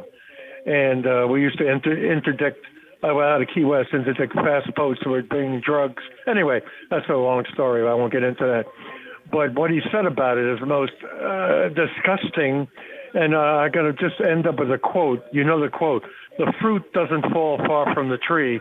Well, neither do nuts fall far from the tree. Well, you're right about that. You're right about that, Carl. I agree with you, and I appreciate the phone call. 257-5396. Let's go to Mike. Mike, you had a comment about John McCain. You're on with Michael Avenatti. Go ahead. Good morning, gentlemen. Morning. Yes, What's up, Mike? I just wanted to say that just because you've got a vest full of ribbons and badges doesn't mean you can go bad. I mean, do you guys remember the California Congressman Randall Cunningham, the Duke? He shot down, I think, 13 MiGs in Vietnam, and he was awarded a bunch of medals. And then later on became a politician and was banished for, he took $2.5 million in bribes. Okay, so let's let Michael Avenatti. You're defending going after war heroes because maybe there might be a few bad apples. I'm defending that right now McCain is part of this mess. He voted, You're talking about policy, Mike. Stand Trump, and I want to know if Trump had something on McCain. Like, did McCain ever go to Epstein Island? Okay, let's. Okay, that's a ridiculous comment. But Michael, go ahead. I'll let you. Yes, it is. No, it's not. So you're. Michael, I don't even know if you want to respond to this call. Basically, this guy is referencing John McCain with Epstein, which is ludicrous, and he's basically defending going after a war hero. Go ahead, Michael. Well, I have a lot of disagreements about John McCain on various policies, but I don't think you can argue the fact that he was an absolute war hero and a true American patriot. And, compared to, for instance, Trump and others associated with him. But, I think that I don't understand the comment relating to Epstein Island. I mean, I guess this is the new go-to thing, especially of people on the right. Anytime they disagree with somebody now, or anytime they want to cast an aspersion on them, they claim they were on Epstein Island or they had something to do with Epstein. That's kind of the new go-to claim, frankly. And I don't get it. Yeah, I don't get it either. I think it's absurd. Number to call, 702-257-5396. We're joined by attorney Michael Avenatti. If you have a question or comment, give us a call. Why don't we go to Frank? Frank, you're next on the Vegas Take. You're on with Michael. Go ahead. What's up, Frank? A gentleman to all of you. McCain was the third of two rear admirals. He was silver spooned as Trump. And just real quickly, this wasn't one I called about. I don't know if one of my. I wish I had it, Mr. Avenatti, on my investments to show American Greed, and they have American Greed, the fugitive. McCain made American Greed, the fugitive. Just so you know. Wait, hold on a second. What are you talking about? He served this country honorably. Why are you going after John McCain, Frank? With all due respect. Wait, with all due respect, let me ask you, Brian, do you know what the word frag means?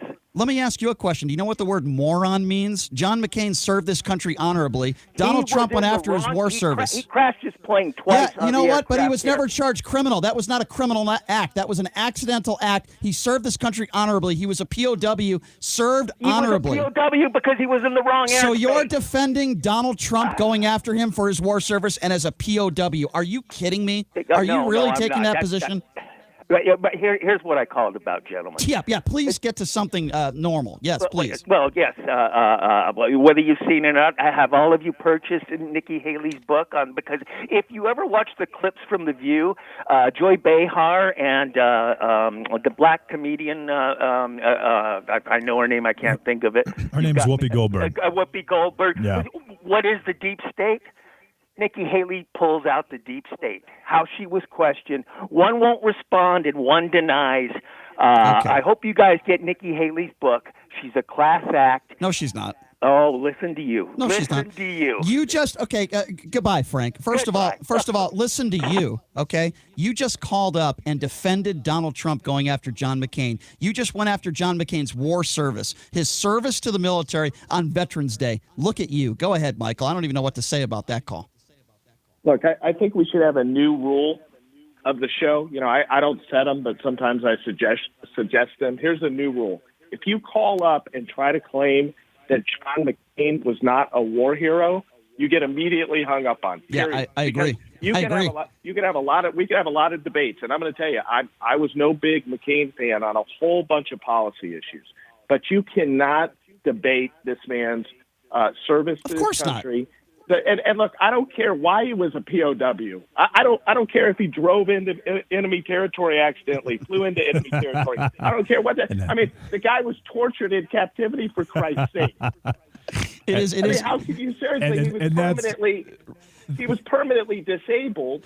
Permanently disabled. It's unbelievable. As a result of being tortured in Vietnam. Michael, I'm only laughing because you're right, and it's so comical because these people are so stupid. And that's what that caller basically. That's what Frank just said, is that he was flying in the wrong airspace as a third admiral. But and no matter how he got there, the fact remains he was a POW in the end of things. Oh, and by the way, the word bone spurs is trending on Twitter. Geez, I wonder why. Let's go to I'm not shocked. Let's go to Pete. Pete, you're on with Michael Avenatti. Go ahead, Pete. What's up, Pete? Yeah, Mike. You know, I think that Trump having faced the question given to him mismatched what he said with what he intended to say. And for that, I don't want to hold Trump accountable too tightly for what he did say with in regard to McCain and being a POW and so forth. I think that eventually the president will apologize and will set things straight. Okay, well, Pete, let's. So it's your okay. So be good. So you think the president misspoke? For the record, it's been several years now, and we certainly have not seen an apology. Michael, what would be your response to that?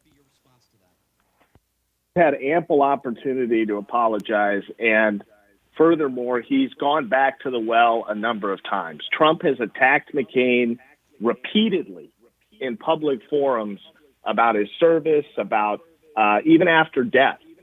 You got to be in a really sick place, in my view, to attack a war hero after death. You had the whole issue about moving the aircraft carrier away from the public event involving the president. What was it, in Japan, I think it was, last year, if I'm not mistaken. There's been a number of opportunities that he had to either ignore McCain or apologize, and he's never done so. And the reason is because this guy holds a grudge, and he's a petulant child when it comes to a lot of this stuff. And he can't see the bigger issue. He can't get beyond himself. 257-5396, our guest, Michael Avenatti. Let's go to Steve. Steve, you're next on the Vegas Take. What do you say about all this? Steve, are you there? Yes. Go ahead, Steve. Okay, look, John McCain was a hero, supposedly, okay? I served in Vietnam myself, from 65 to 68 with 2 tours. Now, what about the other POWs? Nobody ever talks about them. John McCain, as far as I'm concerned, today, back in his mind to his father and everything else, he got a little bit of politics from the time he was in there as a prisoner and when he got out from the military for politics. Now, what about talking about the other POWs who got hurt? Well, the reason why we're not talking about all the other POWs is because Donald Trump wasn't talking about all the other POWs, and he insulted John McCain. As we've said on this show, and as I say to anybody, including yourself, that served, you are all heroes. If you serve this country honorably, you deserve to be praised for your service. There's only one hero, the ones that died off. I disagree with you. If you serve this country honorably, you don't have to be... The ones that died off are heroes. Excuse me, Steve, with all due respect... Okay, excuse me, Steve, but with all due respect, you can serve this country honorably and be a hero. You don't have to die to be a hero. Go ahead, Michael. Well, first of all, I mean, I wanted to thank Steve for his service to the country during 65 to 68 in Vietnam, which was, of course, the height of the Vietnam War, and we lost a lot of very brave men and women in connection with that war, and that was an ugly, ugly event in American history, as we all know. So, kudos to Steve on Veterans Day for serving this country, especially 2 tours in Vietnam. during that time period. That was no easy task. He's a hero. I would call him a hero. He didn't die. You don't have to die to be a hero. I think that's absurd, and we all appreciate anyone's service. And you're all heroes as far as I'm concerned. 257-5396. Let's go to L. L, you're on with Michael Avenatti. Go ahead, L. Uh-oh, we lost L. 702-257-5396. Why don't we take L was going to argue that McCain was not a war hero, so basically L hung up before we could do it. That's possible. So Eddie has a question about the new homeless ordinance that has passed in Las Vegas, where you can be fined up to $1,000 and go to jail if you're found homeless on the streets. Go ahead, Eddie. Yeah, do you have any legal insight in it? There was a ordinance in the past where they said if someone slept in a certain distance from human waste, it was illegal, and then the city had to pay out settlements after the ACLU sued to the people that were arrested under that one. Do you think this new one's going to stand legal challenge? Good question. Go ahead, Michael. I'm not certain if it is going to withstand the legal challenge. I think it's going to face some considerable problems, but my issue with it is even bigger than that, which is if you could pay $1,000 fine, you wouldn't be homeless. Yeah, that's true. I don't understand what the point of this is. I mean, you're not going to, when you're talking about people that have very little money, if any money, they're homeless on the street. How are you going to dissuade them from being homeless by fining them? I mean, you could fine them $10,000. They don't have it to pay it. It's absurd. So it doesn't make any sense to me. I don't understand it. It doesn't make sense to a lot of people. I have time for one more quick caller. Kathy, you're on with Michael Avenatti. I only got about a minute before I go to break. Go ahead, Kathy. Okay, I wanted to say to Michael Avenatti that if he would have run for president, I would have voted for him. The other thing I want to say, John McCain was a war hero. He was a POW, I think, for 5 years. Come on, people. I'm a Democrat, and I love John McCain. Well, good for you, Kathy. We appreciate those comments. Go ahead, Michael. Well, I mean, how can I argue either of those two things? I mean, first of all, Kathy, thank you for your support. And second of all, I happen to agree with you 100%, as it relates to John McCain. And I've been a Democrat my entire life, and I've always been a supporter of John McCain. I've disagreed with him on a number of policy issues, as I've mentioned. But, look, the guy's a war hero. I mean, it's unbelievable. He's disabled as a result of being in captivity for 5 years. I mean, every Democrat, Republican, every citizen in the United States should applaud the service of John McCain. No doubt, especially on a day like today, Veterans Day. We should always honor their service, but certainly on a day like today. And I am just amazed and perplexed, but I guess I shouldn't be surprised that there are some people out there, particularly some Trump supporters, that think it's okay to go after John McCain because he was captured and he is a POW. It is a complete disgrace, and I am even shocked that there are people that are calling in that are defending Donald Trump when it comes to this specific issue. So joining us on the line, we have attorney Michael Avenatti. We have a lot to get to with him in the second portion of this hour, including new whistleblower audio that we're going to play for you. Rand Paul wants his name out there to everyone. We're going to talk about that. We're also going to talk about these impeachment hearings and much more with attorney Michael Avenatti, who joined us on the line. We're going to take a quick break. We'll be back with more of your calls, 257-5396. We'll be back right after this. You are listening to The Vegas Take. A passenger aboard an American Eagle flight that skidded off a snowy runway in Chicago this morning captured the sounds on a cell phone.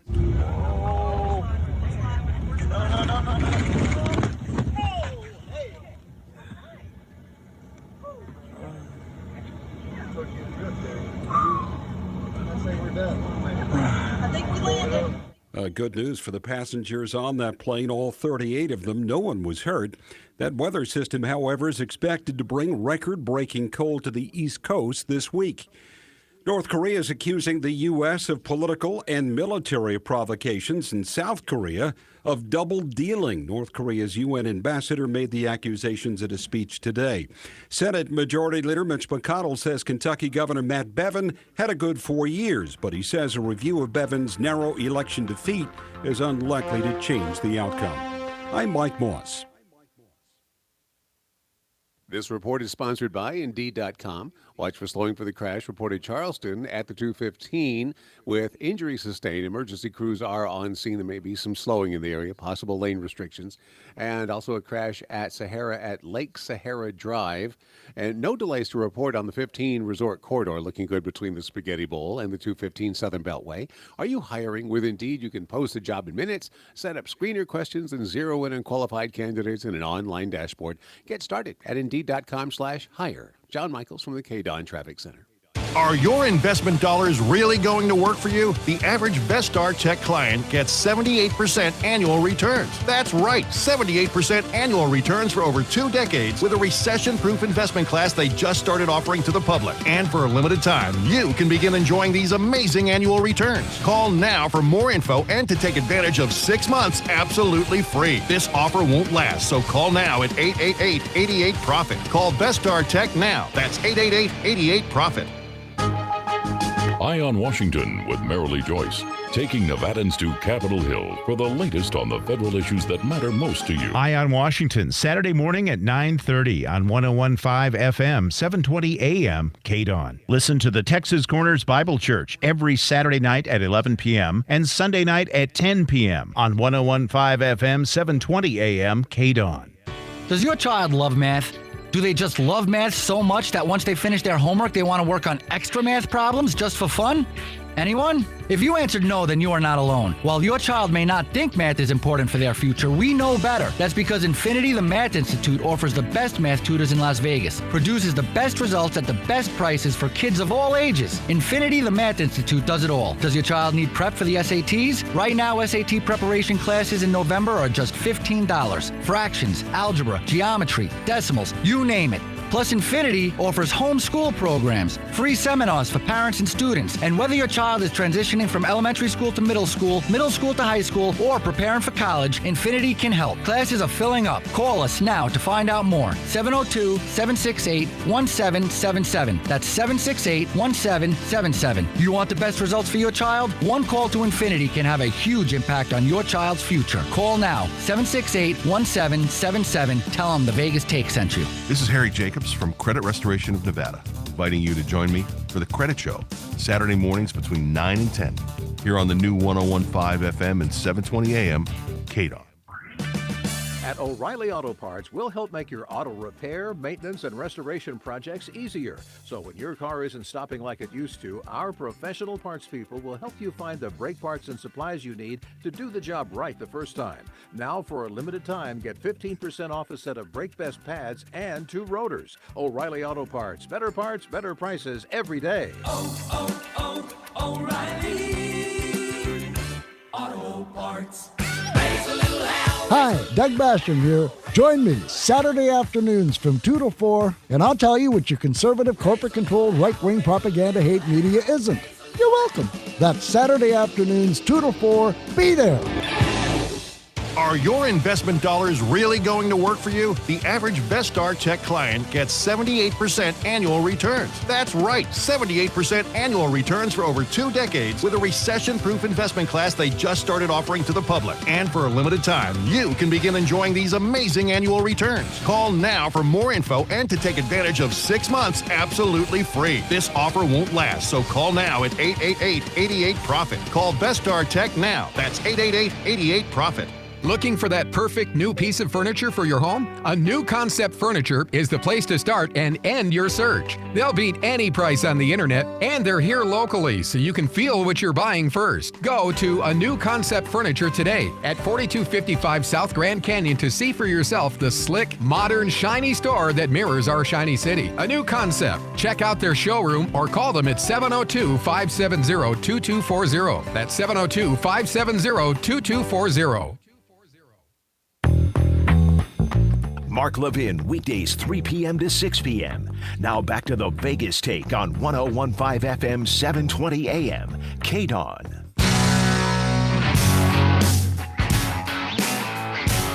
All right, welcome back. It is the Vegas Take. Sharp and Shapiro, so glad you could join us.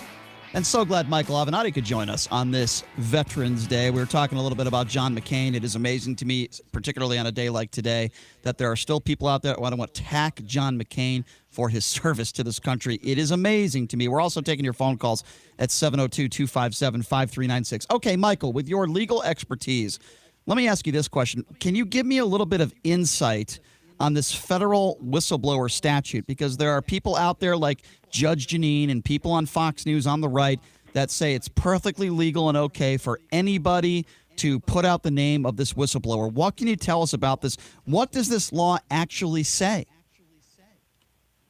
Well, I think the law predominantly is geared towards individuals that are in the intelligence community or who come to learn of the whistleblower's identity in their official position.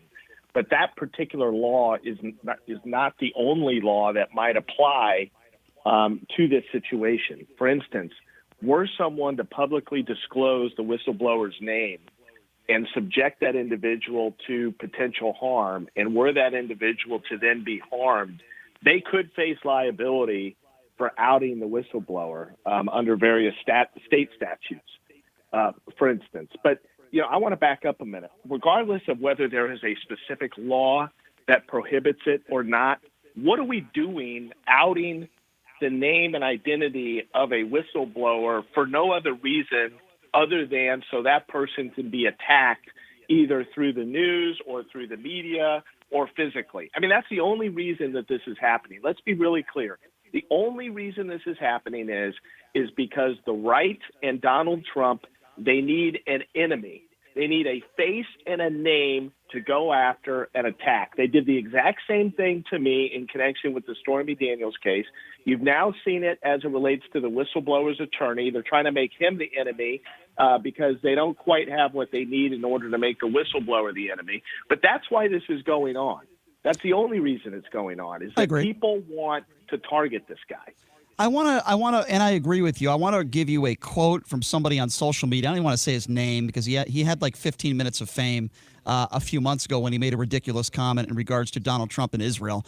But on his, and this is a right-wing host. I call him Mr. InfoWars because he's a wannabe InfoWars talk show host. This is what he put on his Twitter page. He said, "Everyone knows who the whistleblower is, leaker and traitor. This is ridiculous. Media is scared to give out his name because of his resume is so outrageous. CIA, Democrat, worked for Obama, Biden, Brennan, Clapper, traveled with Biden to the Ukraine." And this is the talking point of many people on the right. What do you say to a guy like that who puts that on his social media platform? Well, first of all, look, I don't care what the political party of the whistleblower is, guys.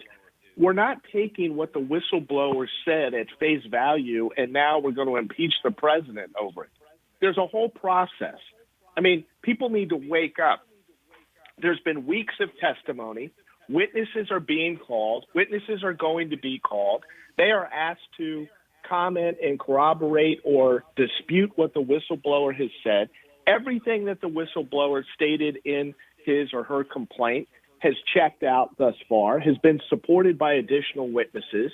So this whole idea that the complaint or that the actions of Donald Trump rises or falls on the complaint of the whistleblower and whether the whistleblower is credible is ridiculous. The whistleblower started this process, but the whistleblower is not going to end this process. Mm-hmm. If you're just joining us, it's attorney Michael Avenatti on the line. If you have a question or a comment, you can give us a buzz now at the time to do it. 702-257-5396. Again, that number to call if you want to be a part of the conversation is 257-5396. Okay, Michael, I want to play you some audio from Rand Paul. Now, this is the coward who wanted to hold up the 9/11 fund helping first responders. That says all you need to know really about Rand Paul. But this is Rand Paul in his own words, just a few feet away from Donald Trump. And keep in mind, when Rand Paul was on the stage with Donald Trump running for president, Donald Trump was the guy that attacked Rand Paul and said, you don't even have 1%, you shouldn't be on the stage. So this is Rand Paul defending Donald Trump at a rally, talking about the whistleblower. I say tonight to the media, do your job and print his name. I mean, what do you say? What would you say to Rand Paul? He's speaking in front of thousands. He's on national television. This is a guy who is an elected official. What if you had a chance to talk to Rand Paul right now? What would you say to him, Michael? stop believing that the American people are going to buy into your nonsense. Stop trying to detract people from the actual facts of what's going on here. And that's exactly what this is. This is nothing other than a distraction meant to take people's attention away from the conduct of Donald Trump and whether he abused or did not abuse his office and whether he should be removed. Again, no one is attempting to remove Donald Trump because of what the whistleblower said. People are trying to remove Donald Trump from the office of the presidency because in their view and in my view, he abused the office. He deserves to go because of his conduct, which is supported by numerous witnesses. And frankly, the facts are getting worse and worse for the president by the day. So let's assume that his name gets printed, and he does, as the host that Brian just spoke of, he does have, he has experience with Obama's campaign, and he has ties to the Democrats, et cetera, et cetera. And it comes out that he is actually a mole who was working for President Trump for the sole purpose of finding out negative information. Does that change anything in your eyes?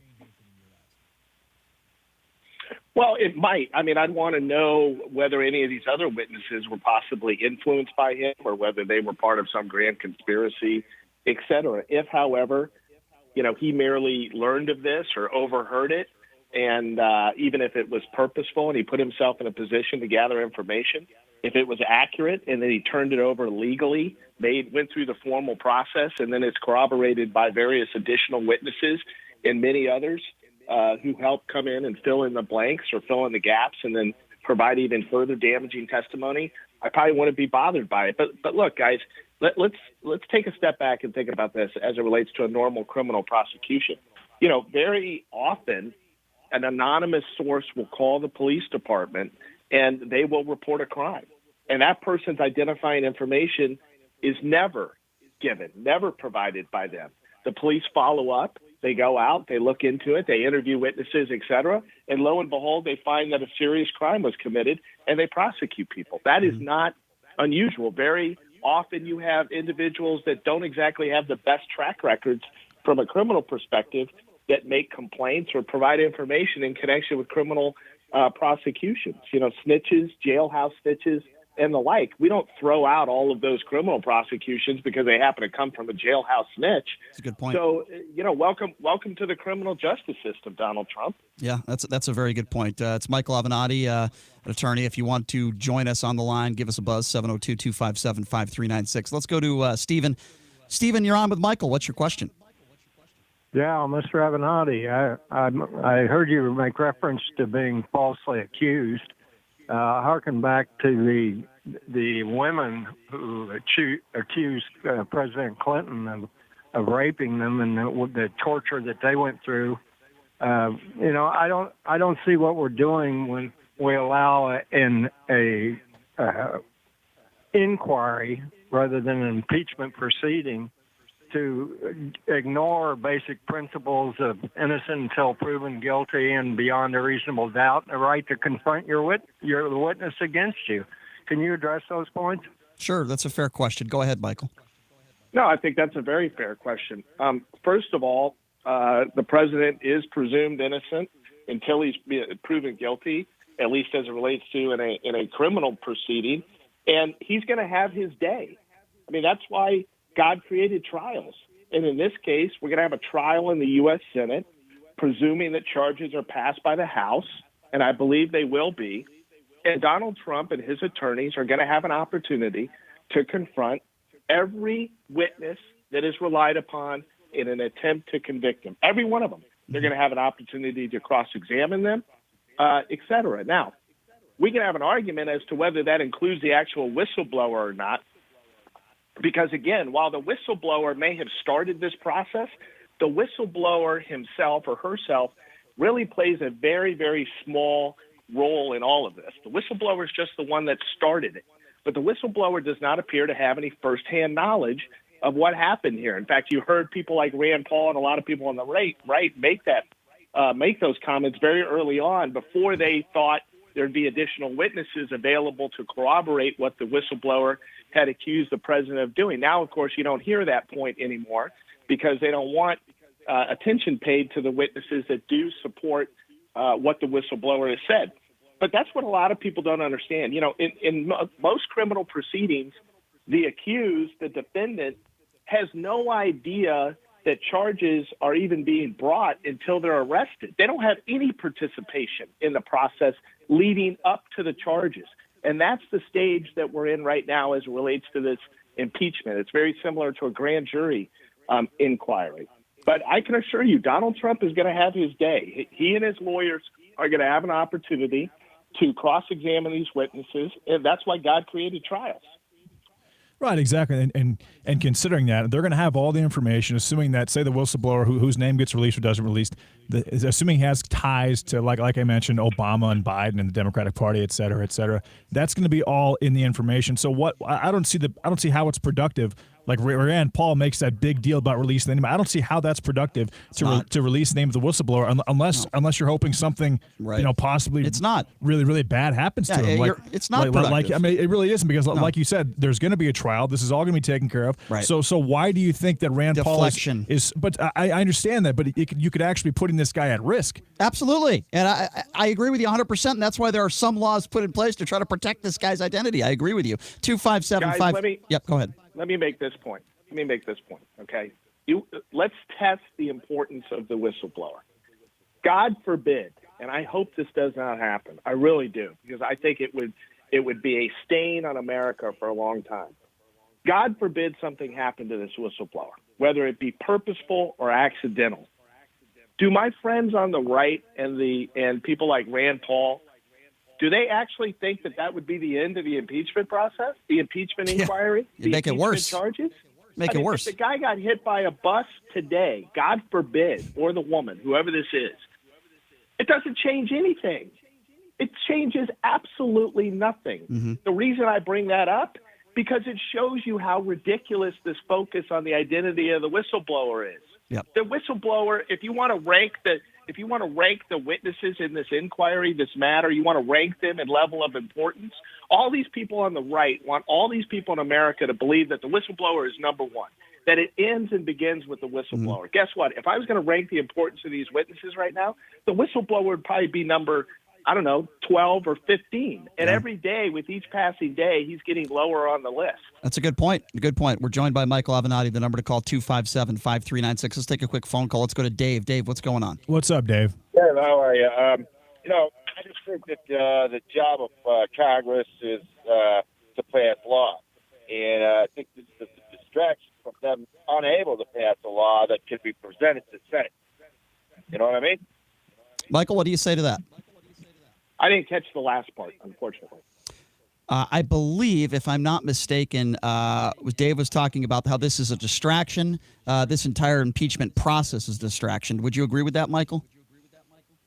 Well, I think it's a distraction, but I think it's a worthy distraction. We're talking about the power or potential abuse of power by the President of the United States. I mean, that goes to the heart of the republic. It goes to the heart of how we operate our democracy. We're talking about checks and balances and the ability of Congress to oversee the conduct of the president and, frankly, the ability of the American people to make the president account for his actions while in office and potential abuse of office. Mm-hmm. And while I agree that it's a distraction, a significant distraction, it's certainly a worthy one. It's an important one, and it is one that needs to be played out. It needs to play out and let the chips fall where they may. Richard Nixon, that was a distraction. Bill Clinton, that was a distraction. It doesn't mean that just because it's a distraction that you shouldn't abide by the law if you're the president of the United States. We're joined by Michael Avenatti. Again, that number to call is 257-539. So let's go to L. L, you're next. You're on with Michael. Go ahead. Hello, guys. How's everybody? Good, L. Michael, I want to ask, I have two very quick things. Number one, as far as this whistleblower, remember his attorney offered, he said, I'll allow him to talk to the Republicans. They can ask whatever questions they want. They refuse. They want something out so that they can play the victim for their base, and that's why they don't want him to talk. But let me ask you this. I want your thoughts on Tom Steyer. Why can't he catch? I think he's a good candidate, and with the right running mate, what's wrong with him? Why can't he catch any traction? And what are your thoughts on him?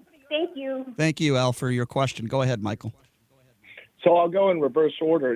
Tom Steyer, I've met him. I've spent some time with him. I respect him quite a bit. He's a very smart guy.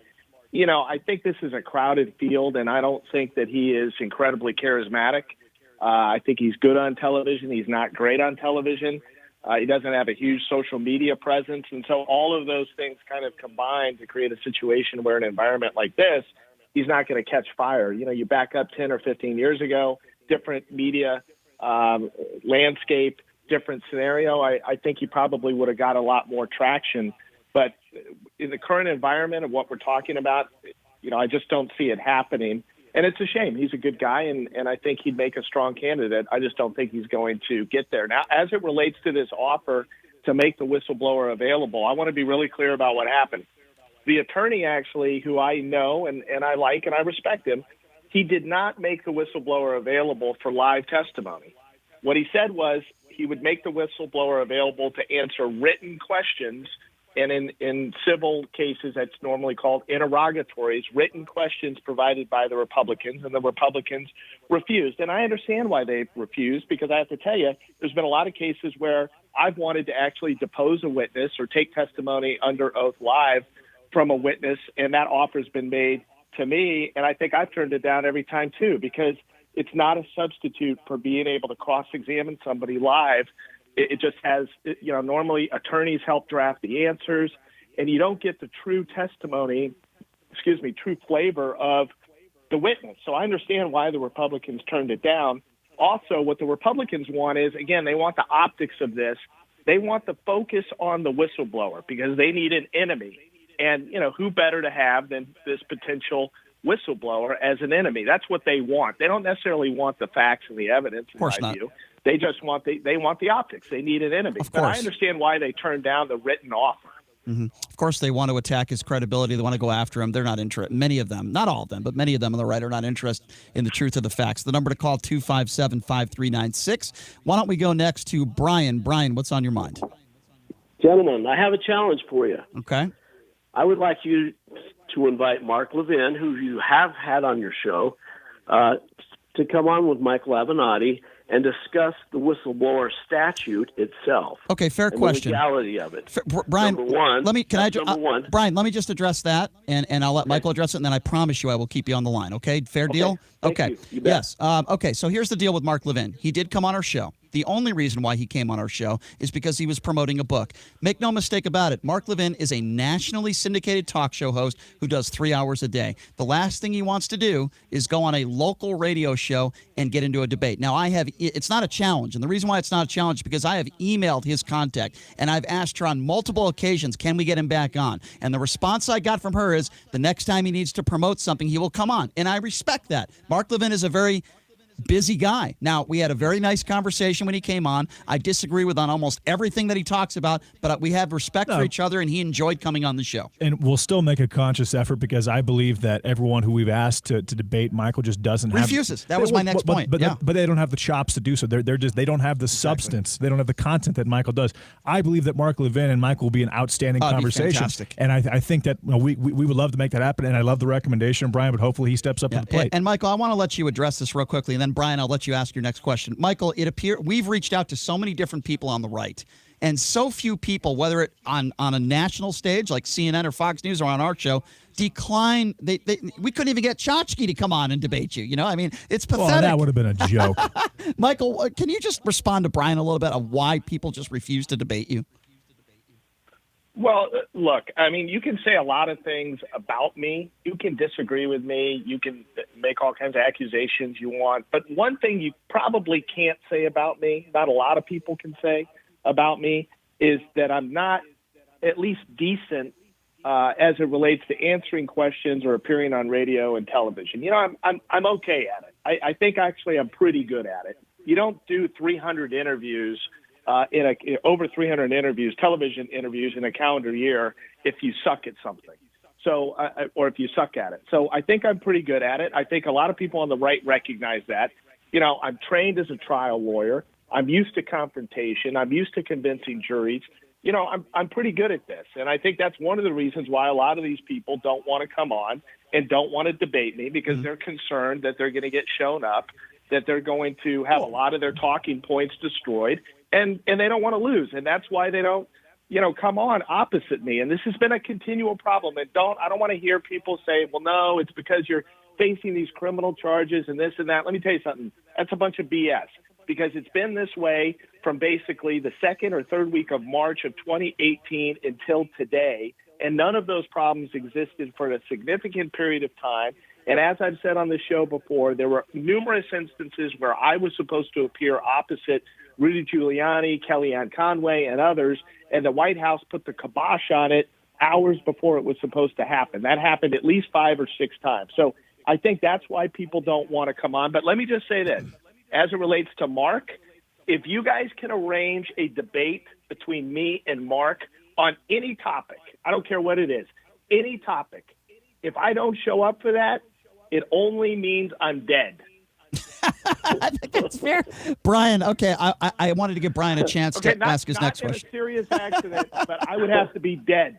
I think, and by the way, I believe, Michael and Brian, we welcome Mark to come on our show at any time, whether it is Michael Avenatti debating him or not. We would love to have that happen. Go ahead, Brian. I wanted to give you another chance. Well, that's why I want to do it, precisely for what Michael said. And I want another attorney with the caliber of Mr. Avenatti. And I can agree with you more, Michael. You've always been respectful, you're sharp, and I like listening to you. The other person I would like to see debate you is Alan Dershowitz, professor of law from Harvard. Oh, boy. On the impeachment process and why he's calling it a sham right now. That's the other one I'd like to I know Michael wants to get some time with Dershowitz. Isn't that right, Michael? Well, we've appeared, opposite one another before. We were on AC 360 in a pretty memorable segment last year. And look, I respect Alan Dershowitz's, intelligence and his experience.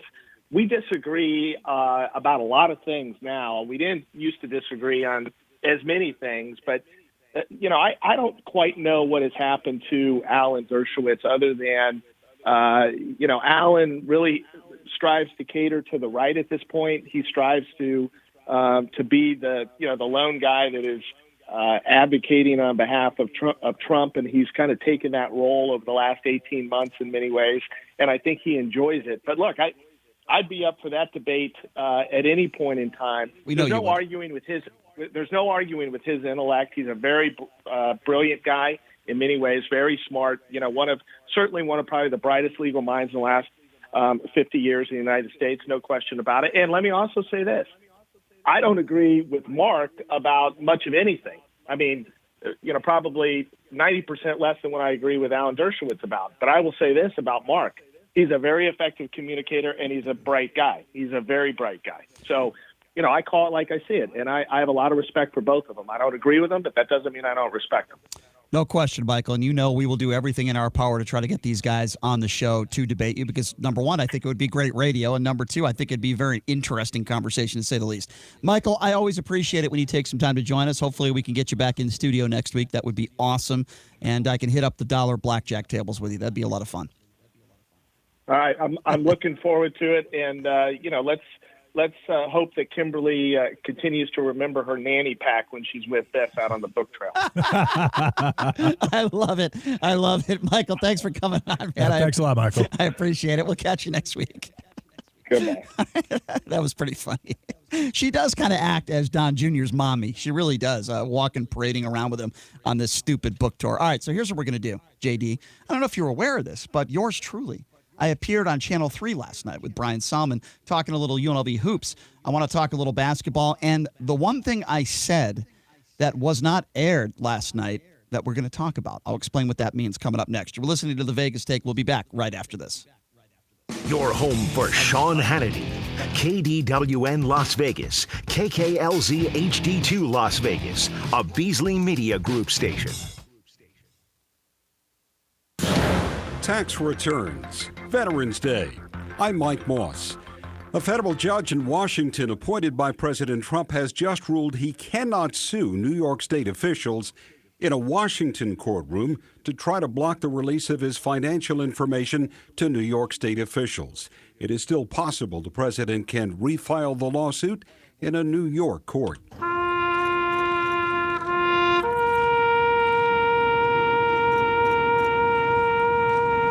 The traditional playing of taps at the Arlington National Cemetery marks services there today. Meanwhile, a presidential first on this Veterans Day. Correspondent Steve Kastenbaum reports President Trump today became the first president to speak at New York's historic Veterans Day parade. The United War Veterans Council asked people to leave their politics at home, but supporters and opponents of President Trump made themselves heard here. Perry O'Brien served with the 82nd Airborne in Afghanistan. I don't think anybody can leave politics at home when Donald Trump shows up to try to resuscitate his damaged image. There were very few veterans among the Trump supporters. John from New Brunswick, New Jersey, served in the Air Force in the 80s. I know a lot of people don't like him. I think he's doing a great job. Most vets at the parade were aligned with Perry O'Brien. He is a threat to our national security and has trampled on all the values that we swore to uphold and defend. Steve Kastenbaum at the Veterans Day Parade in New York. Open hearings begin this week in the House impeachment inquiry. Correspondent Suzanne Malveaux looks ahead. Here is the schedule, and it is a busy one. Starting on Wednesday, 2 witnesses will go before the TV cameras in public. Top diplomat to Ukraine Bill Taylor, also top State Department official George Kent, and Friday, Marie Yovanovitch, who defied White House orders to go forward and testify. China's annual Singles Day online shopping bonanza brought in a record $38 billion in sales for Alibaba. The Dow up 26. I'm Mike Moss. It's time to check the roads in the KDON Traffic Center. This report sponsored by Dispatch Health. Watch for slowing for a crash. Injury sustained reported Charleston east of the 215 Beltway. Again, police and fire with the scene. Likely slowing, possible lane restrictions, and another injury crash on Sahara westbound at Rainbow. And no delays to report. I-15's looking good. The resort corridor between the Spaghetti Bowl and Spring Mountain. No slowing. When you're sick, every minute counts. Go to dispatchhealth.com where high-quality medical care comes to you. Visit dispatchhealth.com to learn about medical professionals who make house calls. Dispatch Health, covered by most insurance. John Michaels from the KDON Traffic Center.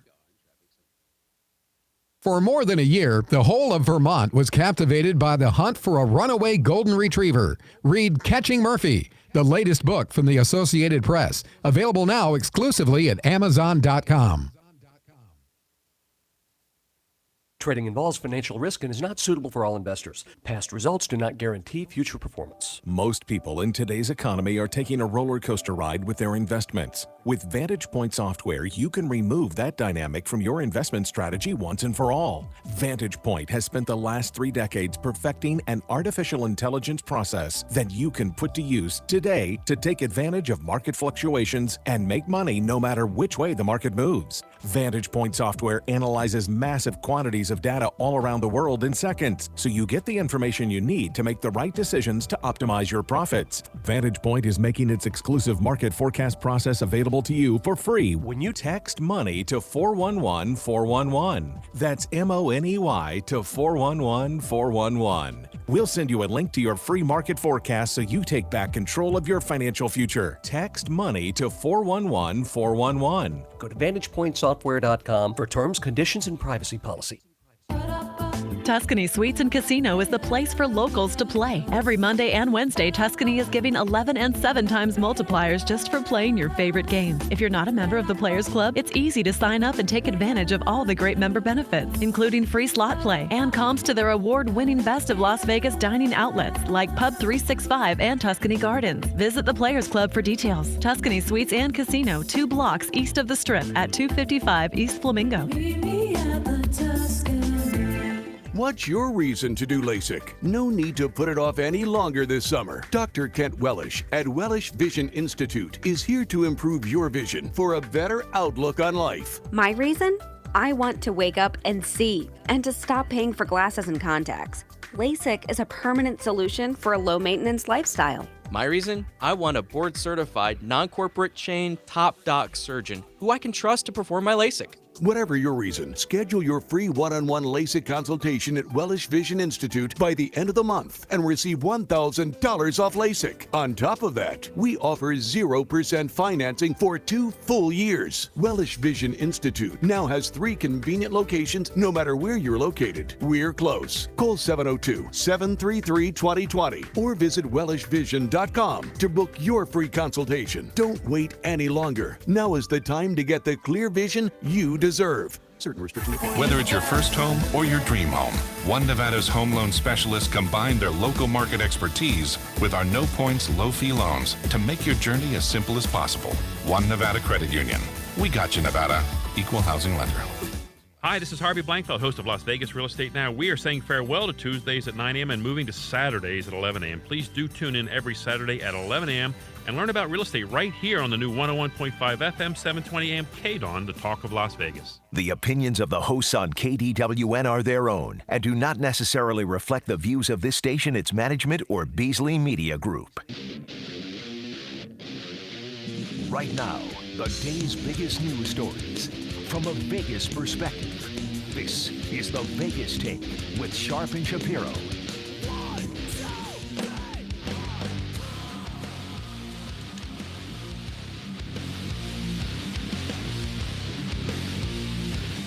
All right, welcome back. Rolling out hour number 3, baby. It is the Vegas Take. Happy Veterans Day to all who served and who have risked their lives for this country. We have the utmost respect for you. Doesn't matter what your political beliefs are. We appreciate your service to this great country. All right, so I had a chance to go on Channel 3 last night. Our friend Brian Salmon, friend of the show, he's been a friend of mine for over a decade. He's the head sports guy over there. And he said, hey, why don't you come on the show? Because I know you're my basketball guy, and let's talk a little UNLV hoops. And that's exactly what I did.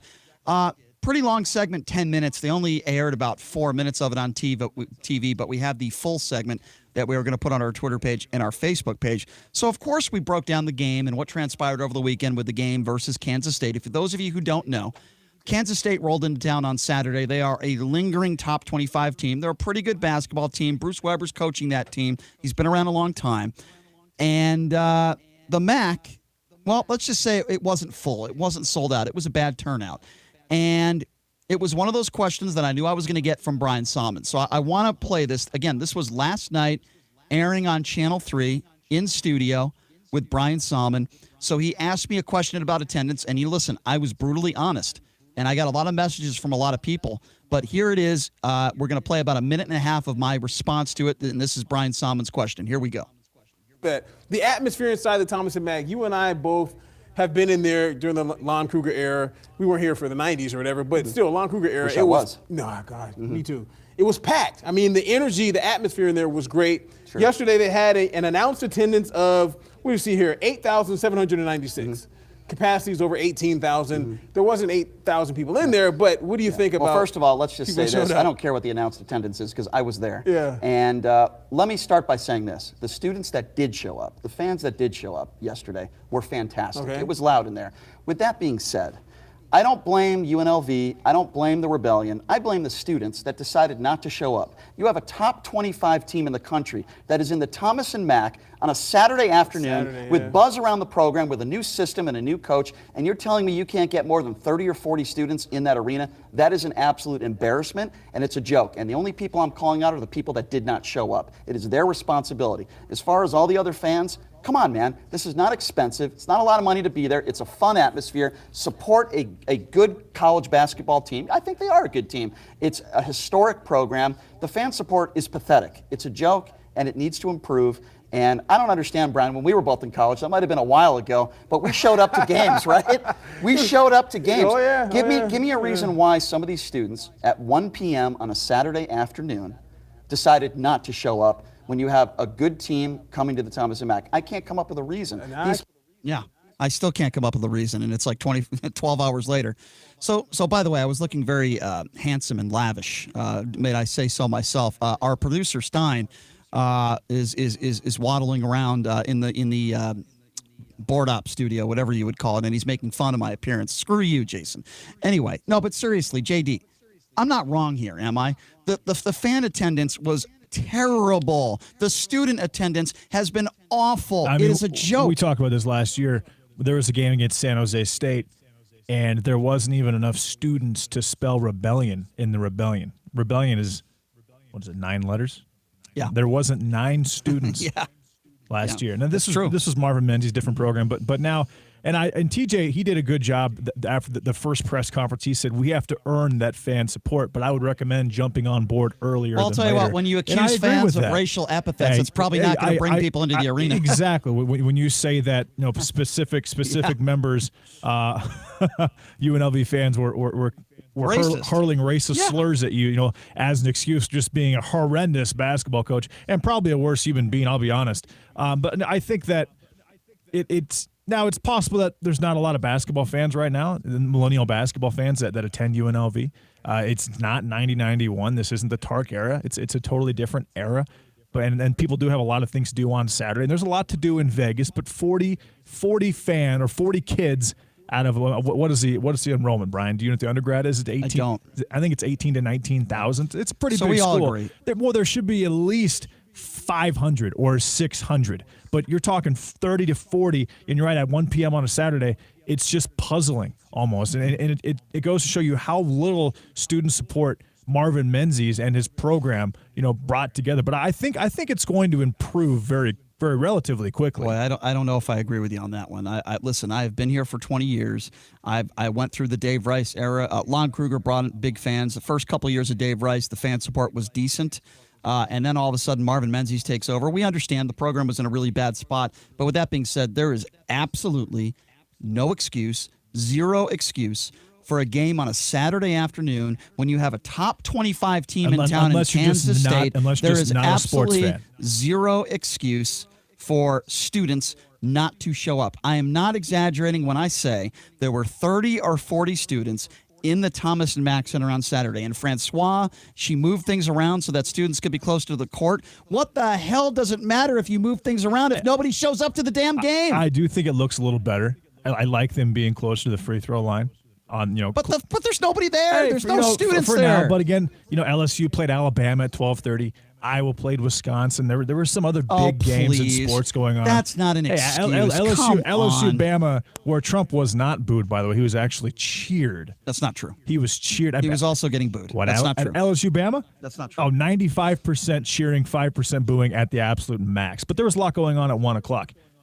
And I just think that TJ Otzelberger is going to recognize this. He's going to recognize the fact that he may have watched an interview last night. You talked to him on a pretty consistent basis, but he's going to recognize the fact that the students are just not getting involved. And he's going to do what he can. TJ Otzelberger, in my opinion, is one of those guys who will do what it takes to get the job done. And I think he'll know what to do, or he'll at least make a conscious effort, as opposed to purchasing a $3 million house that he doesn't own, a conscious effort to get students in the Thomas and Mack to support UNLV. I think that he's one of those guys that's capable, and he'll want that to happen. I think he'll want that student support.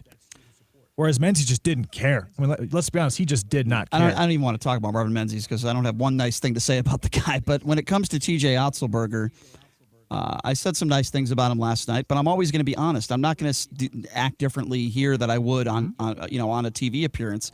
And I was honest. I said, look, TJ Otzelberger, he's done the right things to get going. He's done a good job getting out in the community, more than Marvin Menzies ever did. And he said the right things. I don't believe he makes excuses for his team. I appreciate that about him. He did say something that I disagree with, that Kansas State has a top 5 defense in the country. I disagree with that. I don't think they're that good. They certainly have a good defense, but they're not that good. But anyway, going back to what I said about, let's talk a little bit about the game itself. So, as you know, Amari Hardy had a fantastic game. He is the heart and soul of this team and their offense. He is a fantastic player. He also has a ton of pressure. To me, I said this before the season started, JD, and I'm going to say it again. Their biggest weakness is at the point guard spot. Elijah Long is not a capable starting point guard in D1 college basketball. He transferred over from Texas, averaging a few points a game and a few assists. He's not capable of scoring, and if you're not capable of creating for others, how can you create for yourself? So because of that, Amari Hardy has to play the one a lot. That puts a ton of pressure on him. He is a scorer first, pass second. I'm not saying that he's not going to be a great point guard. I think he's capable because he's so good. But Amari Hardy should be a scorer first, pass second.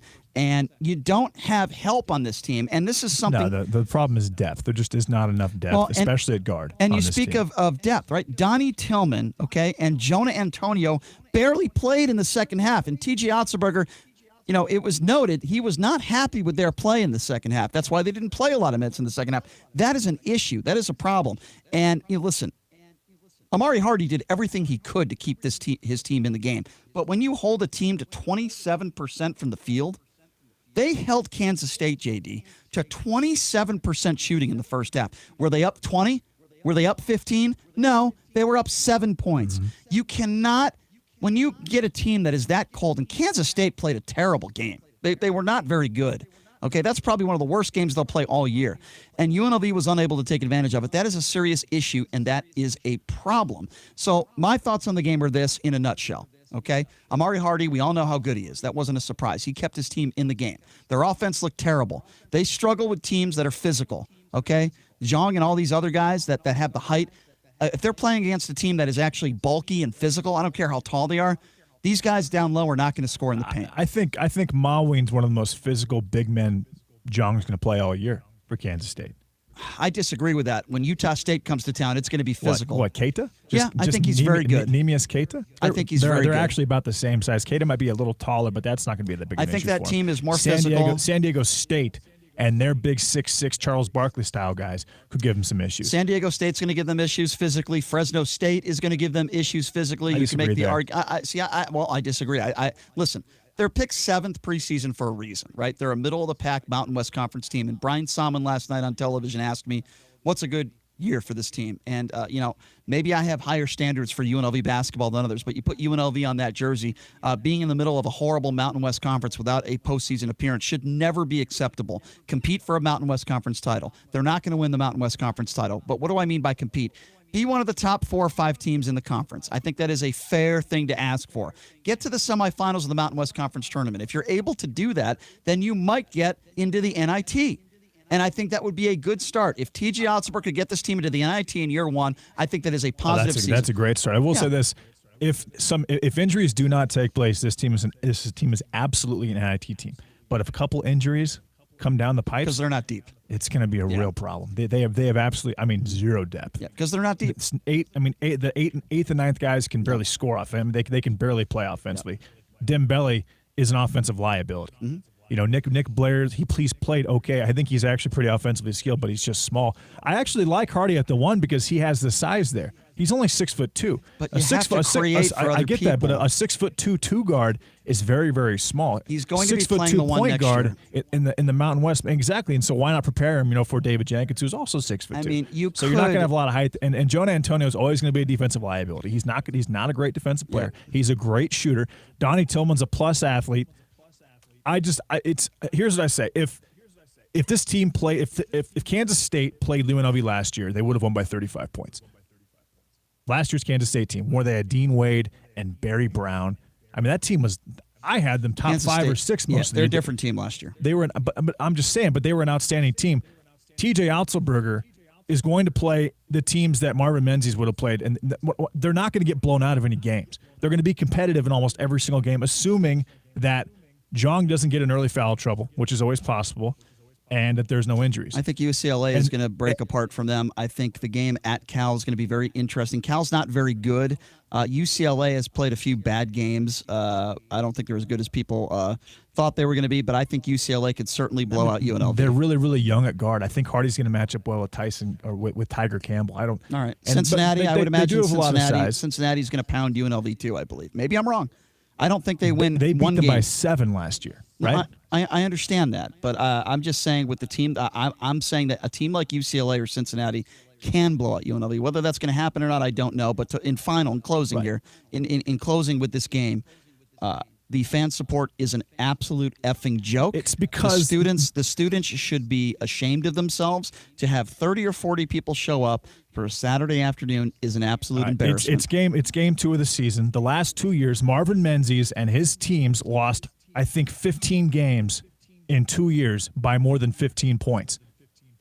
What does that have to do with attendance, though? What do you mean? Why would you go to a game where your team's going to get just blown out of the water? They didn't play good teams close. This year's team is going to play good teams close, but they just don't know it yet. I'll answer your question. The fan base doesn't trust UNLV basketball because of what happened the last 2 or 3 years. I put this all on the last regime. I don't put this all on T.J. Otzelberger. Disagree. I put it kind of on the students. But again, if you're a student and you've attended a home game against a good team the last 2 years at UNLV, like Nevada, for example, who beat them by 19, You're seeing a crap product at this point. They don't know that it's going to be a good product, and it's going to be a decent product this year. Here's why I disagree with you, okay, and why it shouldn't be about wins and losses. You look at the Mountain West Conference as a whole, Air Force is usually a horrible basketball team every year. Look at that student section. Look at the 1,000 students that show up in the student section. Hold on, I'm not done yet. What else is there to do Hold on, I'm not done yet. Colorado Springs? This is Vegas. I'm not done yet, and I was going to bring up Colorado State, and I'm going to bring up San Diego State. You're telling me that San Diego State has not always been a very good team, okay? They've gone through a transition period with a new coach. There's a lot of things to do in San Diego. Going to the beach, one of them. Okay, look at those San Diego State games and how fun those games are to go to, and the fan attendance and the student section. The point I'm trying to make is this. UNLV does have a history. Okay, they've won a national championship, and you're telling me at 1 p.m. on a Saturday afternoon an excuse for 30 kids showing up to the game is, well, they're just not very good. I'm sorry, I'm not buying into that. I think that's a bad excuse for many of these students that are not showing up to games. I'm just saying I disagree with you. Get me at least a couple hundred students. Is that asking too much? Hey, I said 500 earlier, Brian, and I meant that. San Diego State, again, this is Las Vegas. There are so many more things to do than go to a UNLV basketball If you're 20 years old, like what?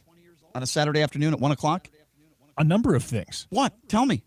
Then going to a college basketball game, supporting your university. You're 20 years old. You can't gamble. You can't drink. You can't smoke. You know what I'm talking about.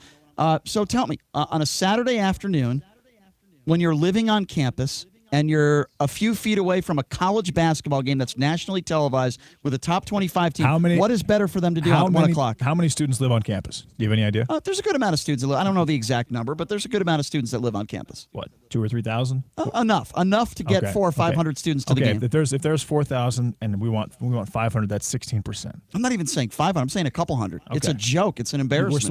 We're still saying 10% of a team where let's say those students had gone to games last year and they watched UNLV lose by 25, and then they watch, assuming granted, you're a much more educated basketball fan than probably 99% of the students who even attend the games. But assuming that they paid attention to what Marvin Menzies said after the fact and how he just used to throw his team under the bus, why would you want to even waste 2 or 3 hours watching that team get blasted? Okay, then answer this for me then. Again, they're just not confident that this team is good enough that it's going to be a competitive game and worth their money or their time. That's a cop-out. They only go to games if they're winning. I think that's again, Brian, that's BS. This isn't, when did you go to college? 2000? Why is it that thousands of college students go to the football games and the program's been horrible for 20 years? Explain that to me. Why is it that when they play Hawaii this weekend, there's going to be a couple thousand students and you can't get more than 30 students to a basketball game? We know how horrible the football team has been and still is. On the verge of a coach being outed. He's going to be gone in a couple games. We have a new coach. We have a new system. It's an exciting time to be around the program. It's not a boring offense to watch, even though they were not very good the other day. Again, they don't know that. Well, then go to the freaking game. They're going to wait to see what they hear from other outside sources. I just think they're lazy and they don't care about the program. I don't think it makes them lazy. They may not care about the program, or they definitely don't care about a program where teams are getting blasted. 10 out of 30 games a year, which is what happened the last 2 years. Well, let's see what you guys think. Do you agree with JD? Do you think it's a fair excuse to, if the team isn't doing well, to not attend games? Or do you agree with me? Do you think win or lose, the students? I'm not even talking about adults. I'm talking about the students that are not going to these games. The number to call, 257-5396. Again, that number, 702-257-5396. Why don't we start off with Randy? Randy, thanks for calling in. What do you think about this? What's up, Randy? Yes, I agree with both you guys. It's the same analogy I use for football. The fans, the students have been burnt for so long because we change coaches every 3-5 years. We get a new president. Everyone needs to stop and breathe. TJ's going to be fine. Tony's going to be fine, and just need to support. Give these coaches support. So, Randy, why are the students not supporting? Why are they not showing up? Because they've been disengaged for almost 10, 15, 20 years. What do you mean disengaged? Been disengaged. What do you mean? Hold on a second. We keep changing coaches. We keep changing administration. So you think Marvin Menzies should still be the head coach?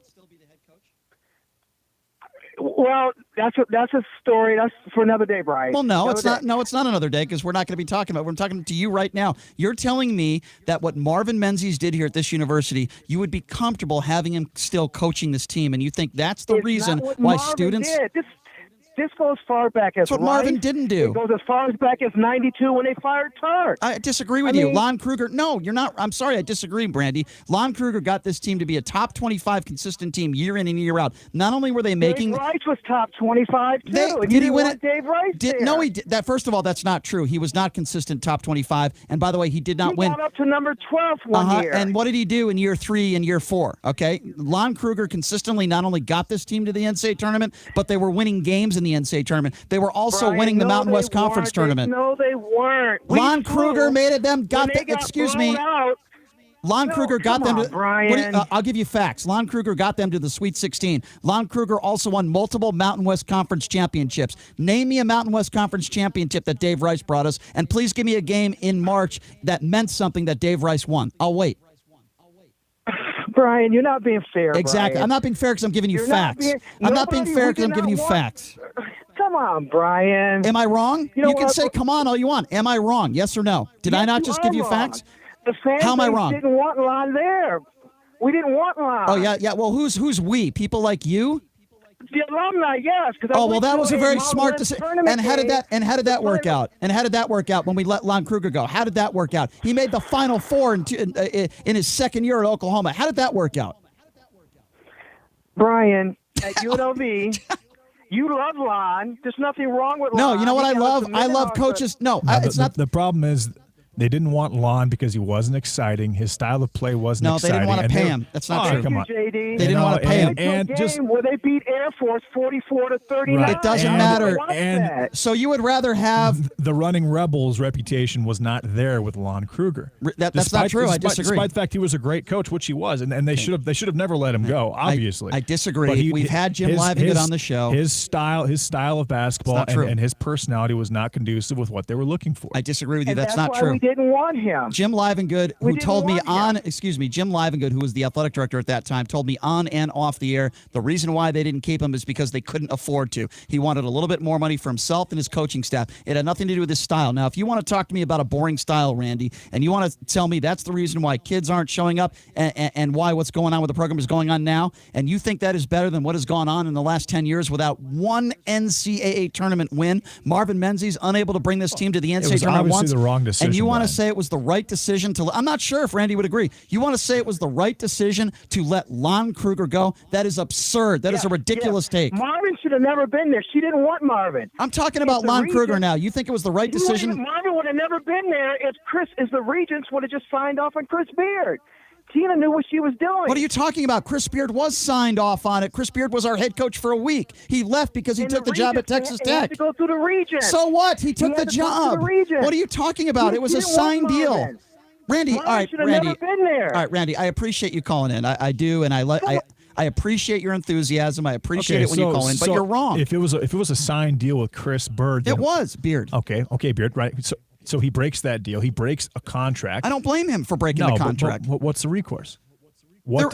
Texas Tech had to eat up a buyout, and that's what they did. They hired him. He wanted to play, coach for his alma mater there, and they paid him more money. It was his dream job. There's if it's a legitimate contract, and this is he was the head coach. I don't know what you're talking about. And this is your new head coach, and he just gets hired somewhere else. There's got to be legitimate recourse. There was a press conference when he accepted the job. It was a signed contract. JD, I don't know what you're talking about. It was a signed contract. He is the only coach in UNLV history to never lose a game. Right, fair. But what was the recourse?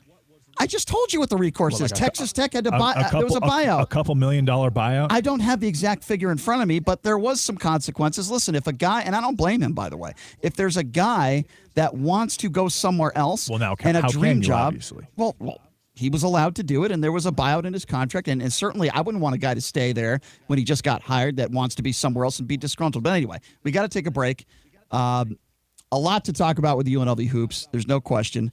We disagree on that. I think that it's not an excuse if a team is losing for students not to show up. I understand some of the adults, but I don't think that's an excuse for students, or at least I'm not asking for 1,000 students. Give me a couple hundred. I don't think that's asking too much. Anyway, we're going to continue to monitor UNLV. We'll talk about UNLV this week. They're on the road against Cal and UCLA. A couple of tough tests, so we hope that the offense looks a little bit better. Coming up next, a new guitar shop in Las Vegas. The guy makes his own guitars. It's pretty cool. It's called SIxx Gun Music. Daniel from SIxx Gun Music will be joining us next. Looking forward to talking to him. We'll talk a little bit about Madonna and OJ as well coming up next. You're listening to The Vegas Take right here on KDWN. Vice President Mike Pence speaking at Arlington National Cemetery this Veterans Day vowed to protect veterans' benefits. This president and this administration know veterans' benefits are not entitlements. They are the ongoing compensation for services rendered in the uniform of the United States. Pence called all American veterans heroes. A federal judge today dismissed New York's Attorney General and State Tax Commissioner as defendants in President Trump's lawsuit seeking to block a House of Representatives committee from obtaining his New York State tax returns. The judge appointed by Trump said he had appealed to the wrong jurisdiction. The former deputy to fired National Security Advisor John Bolton has voiced objections to Mick Mulvaney jumping on a lawsuit asking a judge to decide whether they should listen to the White House or Congress about testifying before the impeachment. I'm Mike Moss. It's time to check the roads in the KDON Traffic Center. This report sponsored by your Southern Nevada Chevy dealer. Watch for slowing for the accident on the 215 Western Beltway southbound south of Charleston, and an accident injury sustained reported Charleston east of the 215. Related to that, watch for police and fire, lane restrictions in the area slowing. Also a crash with injuries on Sahara westbound at Rainbow. Fall in love with a new Chevy during the Black Friday sales event. Head to a Southern Nevada Chevy dealer and get a great deal all month long on select Chevy cars, trucks, and SUVs. Chevrolet, find new roads. John Michaels from the KDON Traffic Center.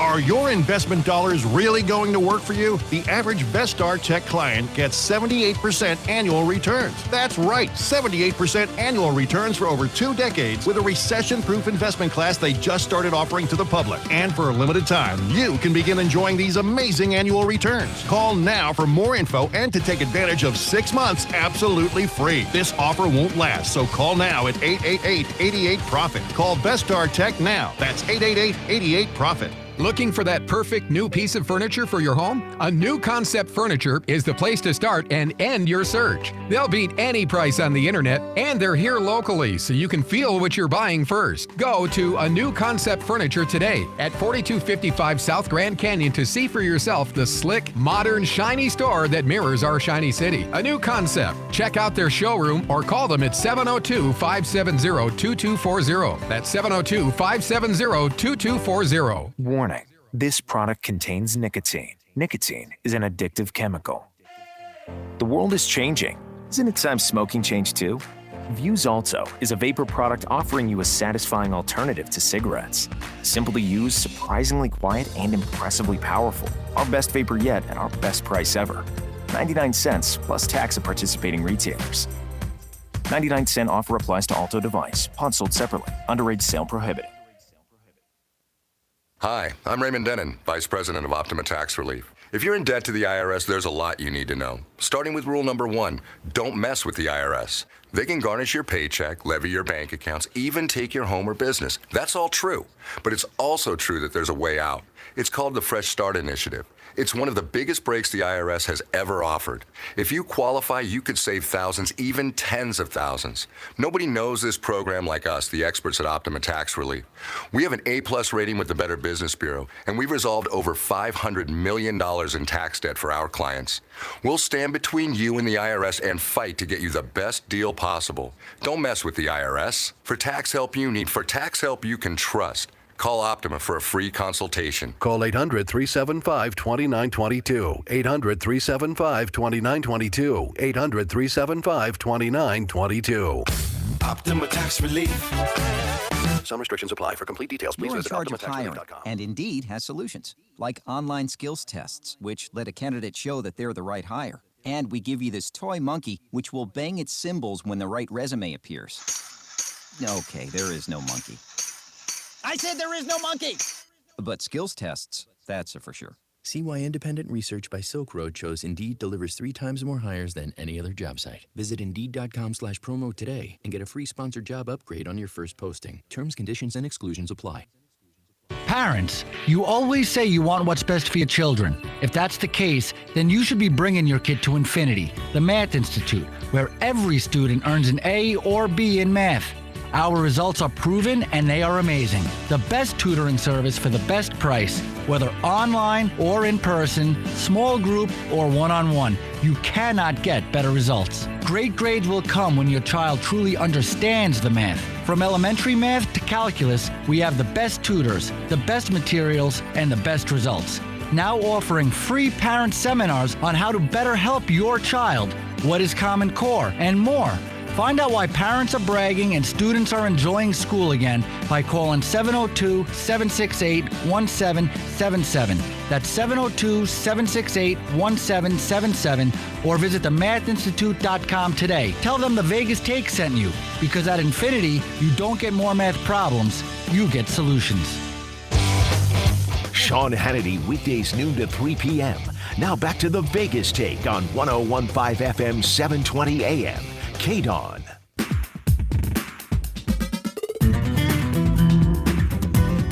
All right, welcome back. It is the Vegas Take Sharp and Shapiro, wrapping up a show on a Monday. And, you know, I always like to take care of our listeners, right? I care about all of you, even the ones that hate me. I still care about you. So, fifth caller right now, I have a really cool prize to give away. A pair, and if you like alcohol, who doesn't like alcohol, right? If you like drinking and you like alcohol, assuming you do it responsibly, I have a pair of Lee's Discount Liquor 17th Annual Wine Experience tickets. 2 tickets that features over 1,000 wines from around the world. It's going to be at the Thomas & Mack Center on Saturday, November 16th. I believe that's this Saturday, if that serves me right, from the Cal Air Cooling and Heating Prize Closet. So it's pretty much like we're talking about an open bar for 2 people. I mean, that's really what you're getting here. An open bar for 2 people, a pair of tickets to Lee's Discount Liquor 17th Annual Wine Experience. I will take the 5th caller right now at 702-257-5396. Again, the 5th caller right now at 257-5396 will win a pair of tickets, Lee's Discount Liquor 17th Annual Wine Experience. Sounds like a lot of fun. I will certainly be there for that. It's going to be a good time. 5th caller right now, 257-5396. Now, as I said on the show before, a gazillion times, I love having local entertainers coming in. Maybe it's a new restaurant that's opening up, or maybe a new shop that sells something unique. Well, this gun, or I said gun. It's called SIxx Gun. I don't know why I started with gun. It's not a gun store. It's a guitar store. It's a Freudian slip, Brian. Yes, it's okay. It was. I talk about guns so much on the show. SIxx Gun Music Shop is going to be opening up in Las Vegas on November 19th. It's really cool. And these guys, they make their own guitars. They're original guitars. It's so cool. So I figured what better people to have in to talk about than Daniel and Alicia, who are running the whole store, and it's going to be opening up November 19th. Thank you so much for coming in, guys. Really appreciate it. How are you? No problem. Happy to be here in Las Vegas. It's a lot warmer than where we're from. Yeah, you know what's amazing? It's amazing, Daniel, when I give something away, the phone lines just light up. I get 30 people calling in. Do you have a $5,000 guitar that you'd like to give away or anything like that? I'm sure people would like that, yeah. So first of all, tell me a little bit about your background, because my understanding is you're a longtime musician, which is pretty fair guess for people that own a guitar store. They play the guitar, they're musicians, right? So give me a little bit about your background. Absolutely. I am a drummer, a professional drummer who builds guitars. So, how this happens is, you tour the world, you work with a lot of different people, and they break their stuff. And I started out just, repairing it. But over the years, I've got to sit in and play with some great acts, including, Meatloaf, Jay Giles. Oh, that's great. I played with... How do you meet a guy like Meatloaf? How does that happen? Several times. I mean, the first time I ran into him was actually at NBC TV studios in L.A. I was doing a session, and I ran into him in the hall, and I said... Hey, you're Meatloaf. And he goes, yes, I am. Is that what he said? Yes. Yes, I am. And you end up jamming with him? Yeah, he actually came out. I was the music director for President Clinton's second inaugural, and he came out on stage. You were the music director? Yeah. What is that? Okay, so what does that mean? It means that he has lots of different acts and music going on. And you chose the acts for Bill Clinton? And for some of it, yeah. Some of the performance. How about the women? Did you choose the women? Yes, yeah. Sorry, absolutely. that was a horrible joke. Yeah. Well, that's pretty cool. So you actually chose... Okay, so let me ask you a question then. This is interesting. And not to get into politics, but there are some bands that don't want to be associated with certain people. Trump. And so, like... What? When a band doesn't want to be associated, is it still legal for that politician to play their music? Absolutely. How does that work? Yeah, I mean, legal doesn't come into it. A lot of times people will just decline based on personal preferences. How politics get into basically everything. Did you have bands that did not want to be associated with Bill Clinton? There are always bands that don't Can want you give to be me a band? associated. Can you give me... Nothing in particular. Okay. Nothing I can say on the air. Fair enough. So that's pretty cool, though. So you worked with a lot of bands, and that's so you worked with the Clinton campaign. That's very neat. I didn't know that about you. Okay, so you meet a guy like Meatloaf. You've been a musician for an extremely long time, and my understanding is that you're in a band now, right?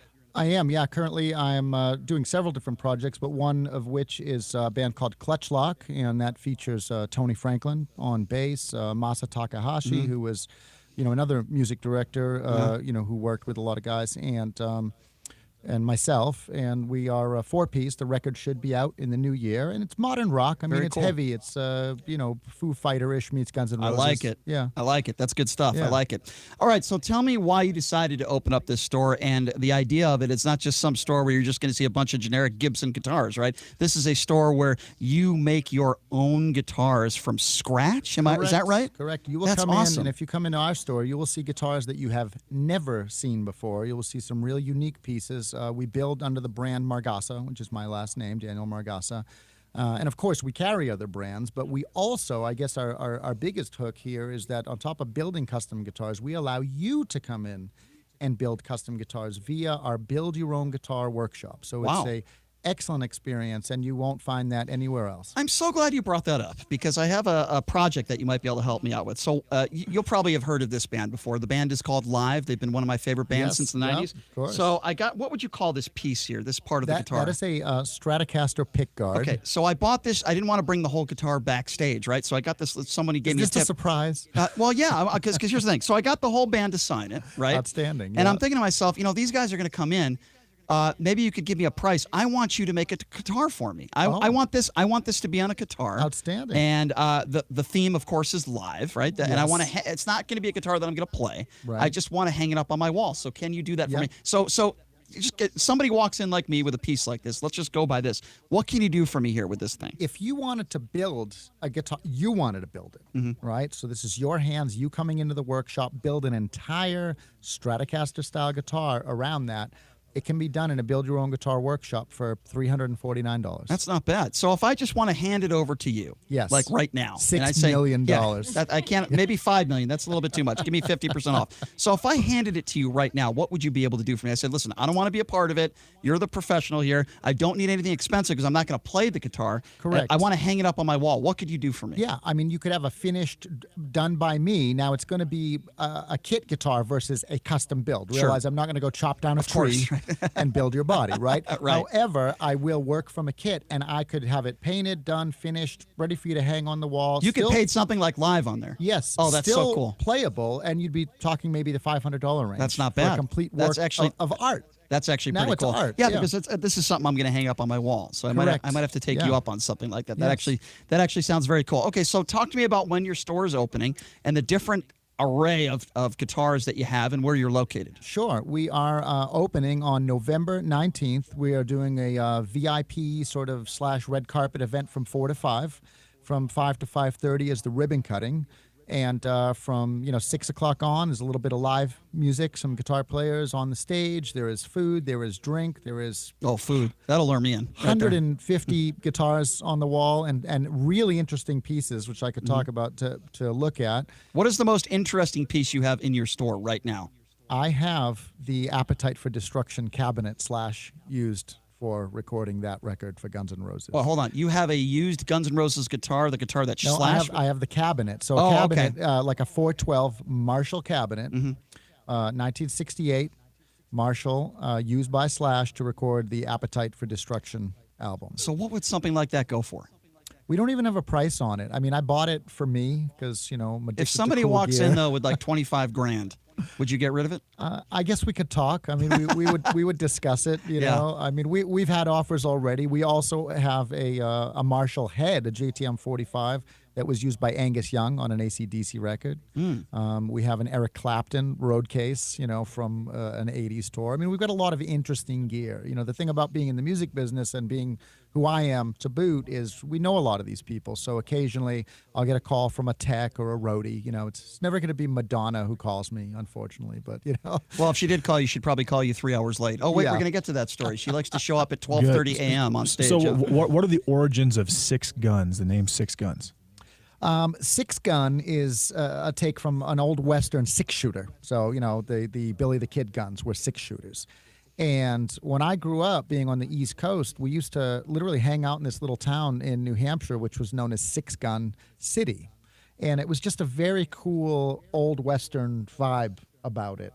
And when I thought about doing a music store, I thought, it should have a theme. I mean, you walk into a music store, which shall remain nameless, but they're set up like a Walmart. They all look the same.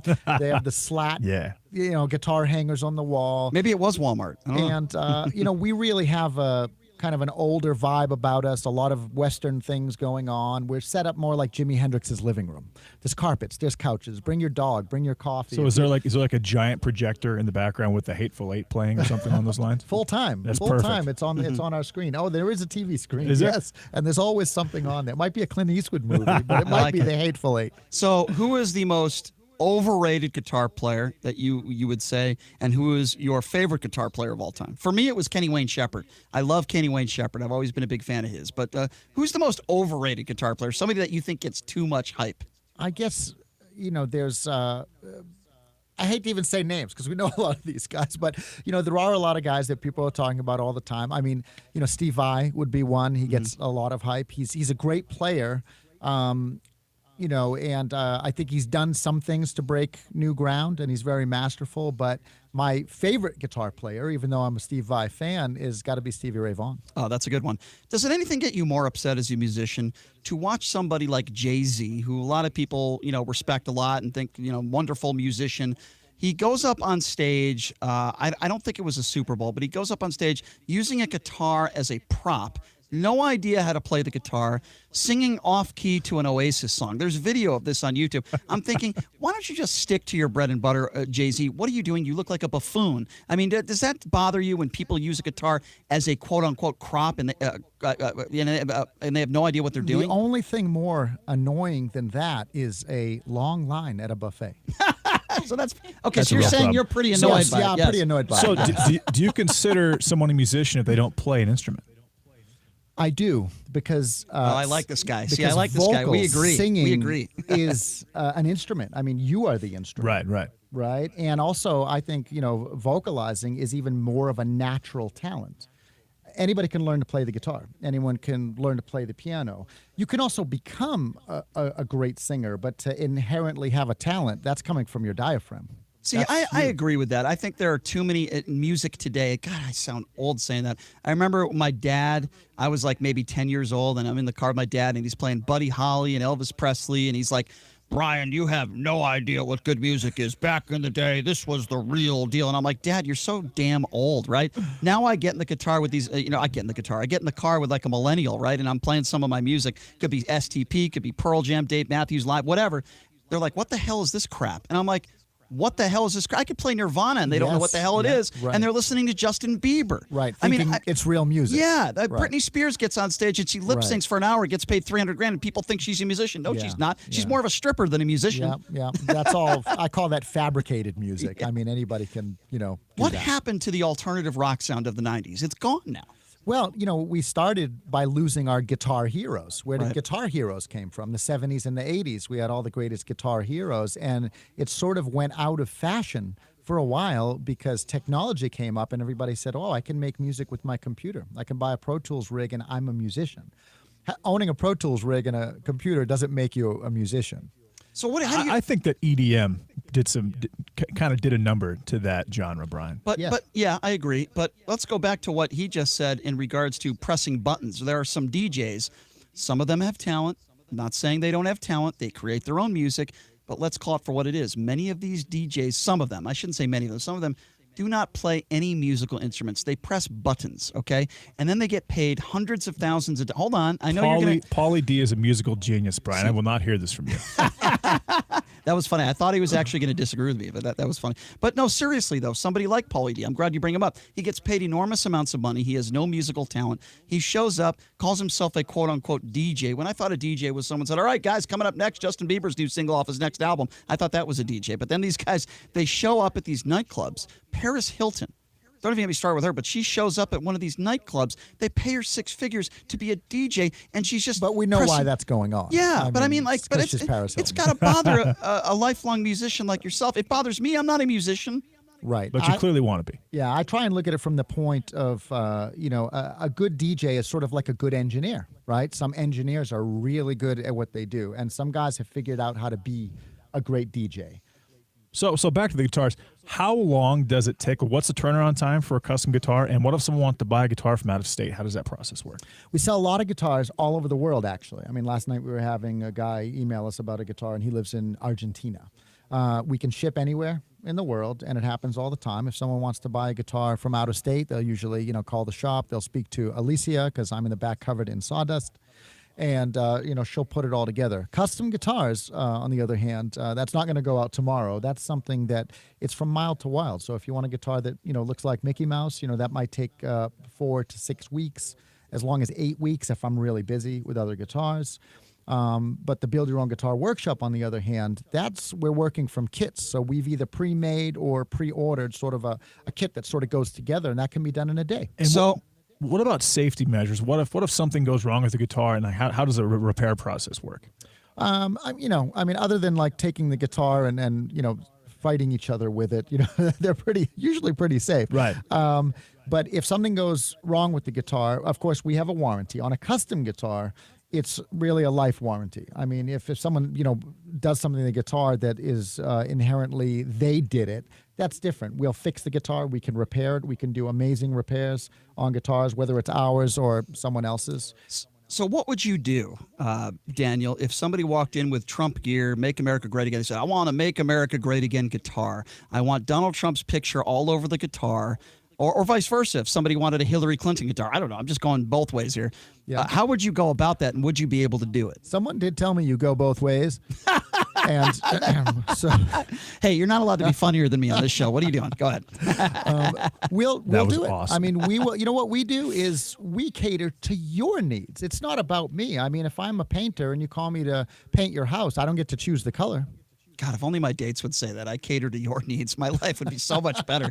So you would do it, though? Absolutely, absolutely. How much would that run me? If I wanted a Make America Great Again guitar, decked out in the orange man, Donald Trump, I would imagine it would be an orange guitar. I don't know. That would be up to you. Yeah. But how much would that cost? What would that run me? And how would you go about that? That sounds like a 3D carve. So you may be talking like $3,000-$4,000. $3K? Like that. What if we wanted 10? We wanted 10 Vegas take guitars to give away to our loyal listeners at some point over the next. You're couple putting them years. on the spot. I'm actually not kidding right now. What would that cost us? Just as a starting point. We've done some radio station guitars, full blown carve, and really it's gonna there's a lot of details to work out. On the low end, it could be done for $1,200. On the high end, I mean, fully carving versus painting or. And that's per guitar. That's per guitar. Okay. Yeah, I mean, if you're getting into, we did one. You want to fork that money up, JD? Go ahead. Yeah, radio station in Boston. $7,500 they paid for theirs. You know what I mean? But of course, then it went to concert, and Joan Jett and Tom Schultz from Boston played it, and it was kind of got a lot of press. So what is the cheapest guitars for somebody that does not have a lot of money that wants to walk out of there with an instrument? What is the cheapest guitar? Yeah, sometimes I just draw one out on paper. Okay, that's a start. That can be had for because listen, when you walk into a Walmart, like you said, or Guitar Center or some of these other places, and if you want a really cheap guitar, you can get one for around $100. Now it's not going to look anywhere near as nice as your guitars. If you just want a non-custom guitar, but a real nice playing guitar, brand new off our wall, you can find one for $200. Oh, that's not too bad. That's not too bad. Absolutely. That's reasonable. Yeah. So what else? Let's talk about this one right here. Okay, well, this one, so describe it, JD, because we're on the radio. He can describe it, but Okay. it looks amazing to me. People don't know what this one means, but I'll let you describe it. Go ahead. This is the newest model we have. It's called the Mergasa Bolt, and obviously it looks like a lightning bolt. JD's looking like he wants to make love to it right now. And it's immaculate. It is literally amazing. Nice. It's pretty great. And it's it's a beautiful guitar, but at the end of the day, it's a guitar that looks like a lightning bolt that you can actually plug in and play. It looks like the guitar in Mad Max, the new Mad Max that the guy was playing on that when they were going to war and stuff. They're on that crazy vehicle. It looks just like that guitar. Only one of these. Most famous person you ever made a guitar for? We're probably still doing it. We're doing a real cool project right now that is going to Billy Gibbons, ZZ Top. Okay, so Billy, how does that work? Does he call you, or does one of his people call you? How does that happen? Never starts like that. I met Billy at a show in Boston. My manager was in town, and he was doing a show called Kings of Chaos. It was actually, was invited out to the show, and he was playing with a lot of different guys. Chester Bennington, one of his last shows, my buddy Chester. So they called me met up. Chester. Was a great guy. Yeah, so I knew Chester, and they asked me to come out to the show. I happened to be in Boston, so I went in. So you're friends with Chester? Yeah. Oh yeah. Wow, Yeah. Been to his house, tragic. hung out with him. Yeah. And so what was he like, if you don't mind me asking, behind the scenes? He was an interesting character, you know what I mean, but a nice guy, a family guy. I mean, he had. Did anybody really kids, know? Wife. Did you know the pain that he was going through? We all knew he went through sexual abuse and stuff, but I don't think anybody truly knew the hell that he went through every day. No, Right? no, absolutely not. He was really good at hiding that and kind of burying that, but that's part of the problem. He's such a talented guy. Yeah. What an unbelievable voice. When you bury that, then you kind of go off and feel like you have to deal with it on your own. And that's what he did. He dealt with it in his way, on his own. And you went into his house. You met his family, I would imagine. Yeah, Nice of course. family, right? Yeah, of course. I remember, not to end this interview on a sad note, but I remember, when Chris Cornell took his own life. Yes. I was a huge Soundgarden fan growing up. Yeah. And I Yeah, me remember too. watching the funeral, watching the video, and it was Chester Bennington that was singing at Cornell's funeral. Right. And I said, wow, here's a guy that just lost one of his best Yeah, friends. yeah. He's depressed. Yeah. And I remember saying this. I said, boy, I hope nothing like that ever happens to Chester. And then, boom, months later, he takes his own life. Yeah, not too long after. It's so tragic, and it's so sad because when you lose these people, they're great people. They're husbands, their fathers, their sons. Yeah. But on top of that, we also lose. General public loses great musicians. Amazing talents. Yeah. Very important question here. Sure. Is there any chance that Brian and I can be photographed holding this guitar after this show? Absolutely. That is yeah, exciting. yeah. I'm very happy that'd about be great. That was your big question. That was absolutely, yeah. What do you think? He was going to say no? Well, our live stream it's not picking up on it. It's not zooming in strong enough, and I want people to see how awesome this guitar is. Yeah, So absolutely. I want to market it. Yeah. I would imagine he was going to say yes. If he said no, that would have been the end of the interview. Okay, Yeah, then get the hell out of here. No, I'm just kidding. Yeah. He would have muted my microphone. He would have definitely All parted right. you down. So before we go, we only have about a minute here. I want you to give the rundown again on this store. Give out the location again. Give out the grand opening and why people should come out, even if they're not into guitars. Why should people check out your store? Well, November 19th at 1631 East Sunset. We're literally less than a mile, off the strip, or about a mile, and they're going to come in. I got some superstars coming in. We got James Vaughn, bass player with Billy Squier. He's going to be hanging out. Mike DeArmond from the Fender Custom Shop in Corona, California. He's coming out. Buster Acree, keyboard player with Sammy Hagar, Steely Dan, Wow. Super Bowl, Stevie Wonder. Yeah. Good friend of mine. He's coming out. Dan Smith, played guitar with Julian Lennon, John Lennon's son. He's coming out. So we just got a lot of my buddies that I've played and toured with. They just are coming down. November 19th, 4 to 7, there's food, there's drinks, there's superstars. You're going to see 30, 40, 50 guitars out of the 150 that you've never seen before. We have a Bart Simpson guitar. We've got the Bolt that's going to be there. I want a Larry David guitar. Yeah. I want a Curb Your Enthusiasm we guitar. could do a That's Brian what- guitar, Well, no you wouldn't problem. want to see that. It wouldn't be a lot of hair on there. It'd be very bald. Right? There's Yes. some facial hair on there, though. Maybe a lot of too much facial hair. might need a microphone on there too. We could get Stein a Seinfeld Right. guitar. Yeah, he would probably appreciate that. All right, well, listen, I appreciate you guys for coming in. Thank you so much. I will do my best to try to make it out that day. That sounds like a good Absolutely. Good, I good will time, never a lot of forgive fun. you if you don't. Yeah, I will do my best to be there. I appreciate it. Okay, Alicia and Daniel, thank you so much for being here. It is the new SIxx Gun Music Shop. It's going to be opening up November 19th, 4 to 7 p.m. Free food, drinks, some superstar celebrity musicians there. Check it out. Thank you so much for being here. We appreciate it. Thanks. Great to be here. You know Thanks what? a lot, Daniel. We got to take a 21-hour break. We will be back at it tomorrow, bright and early, same time, same place. The Minister Stretch Sanders will be joining us. That'll be a lot of fun. Sean Hannity coming up next, folks. Have a great afternoon, and we will catch you tomorrow. So there's this guy named Jordan, and he's a healthy guy. He's a dad of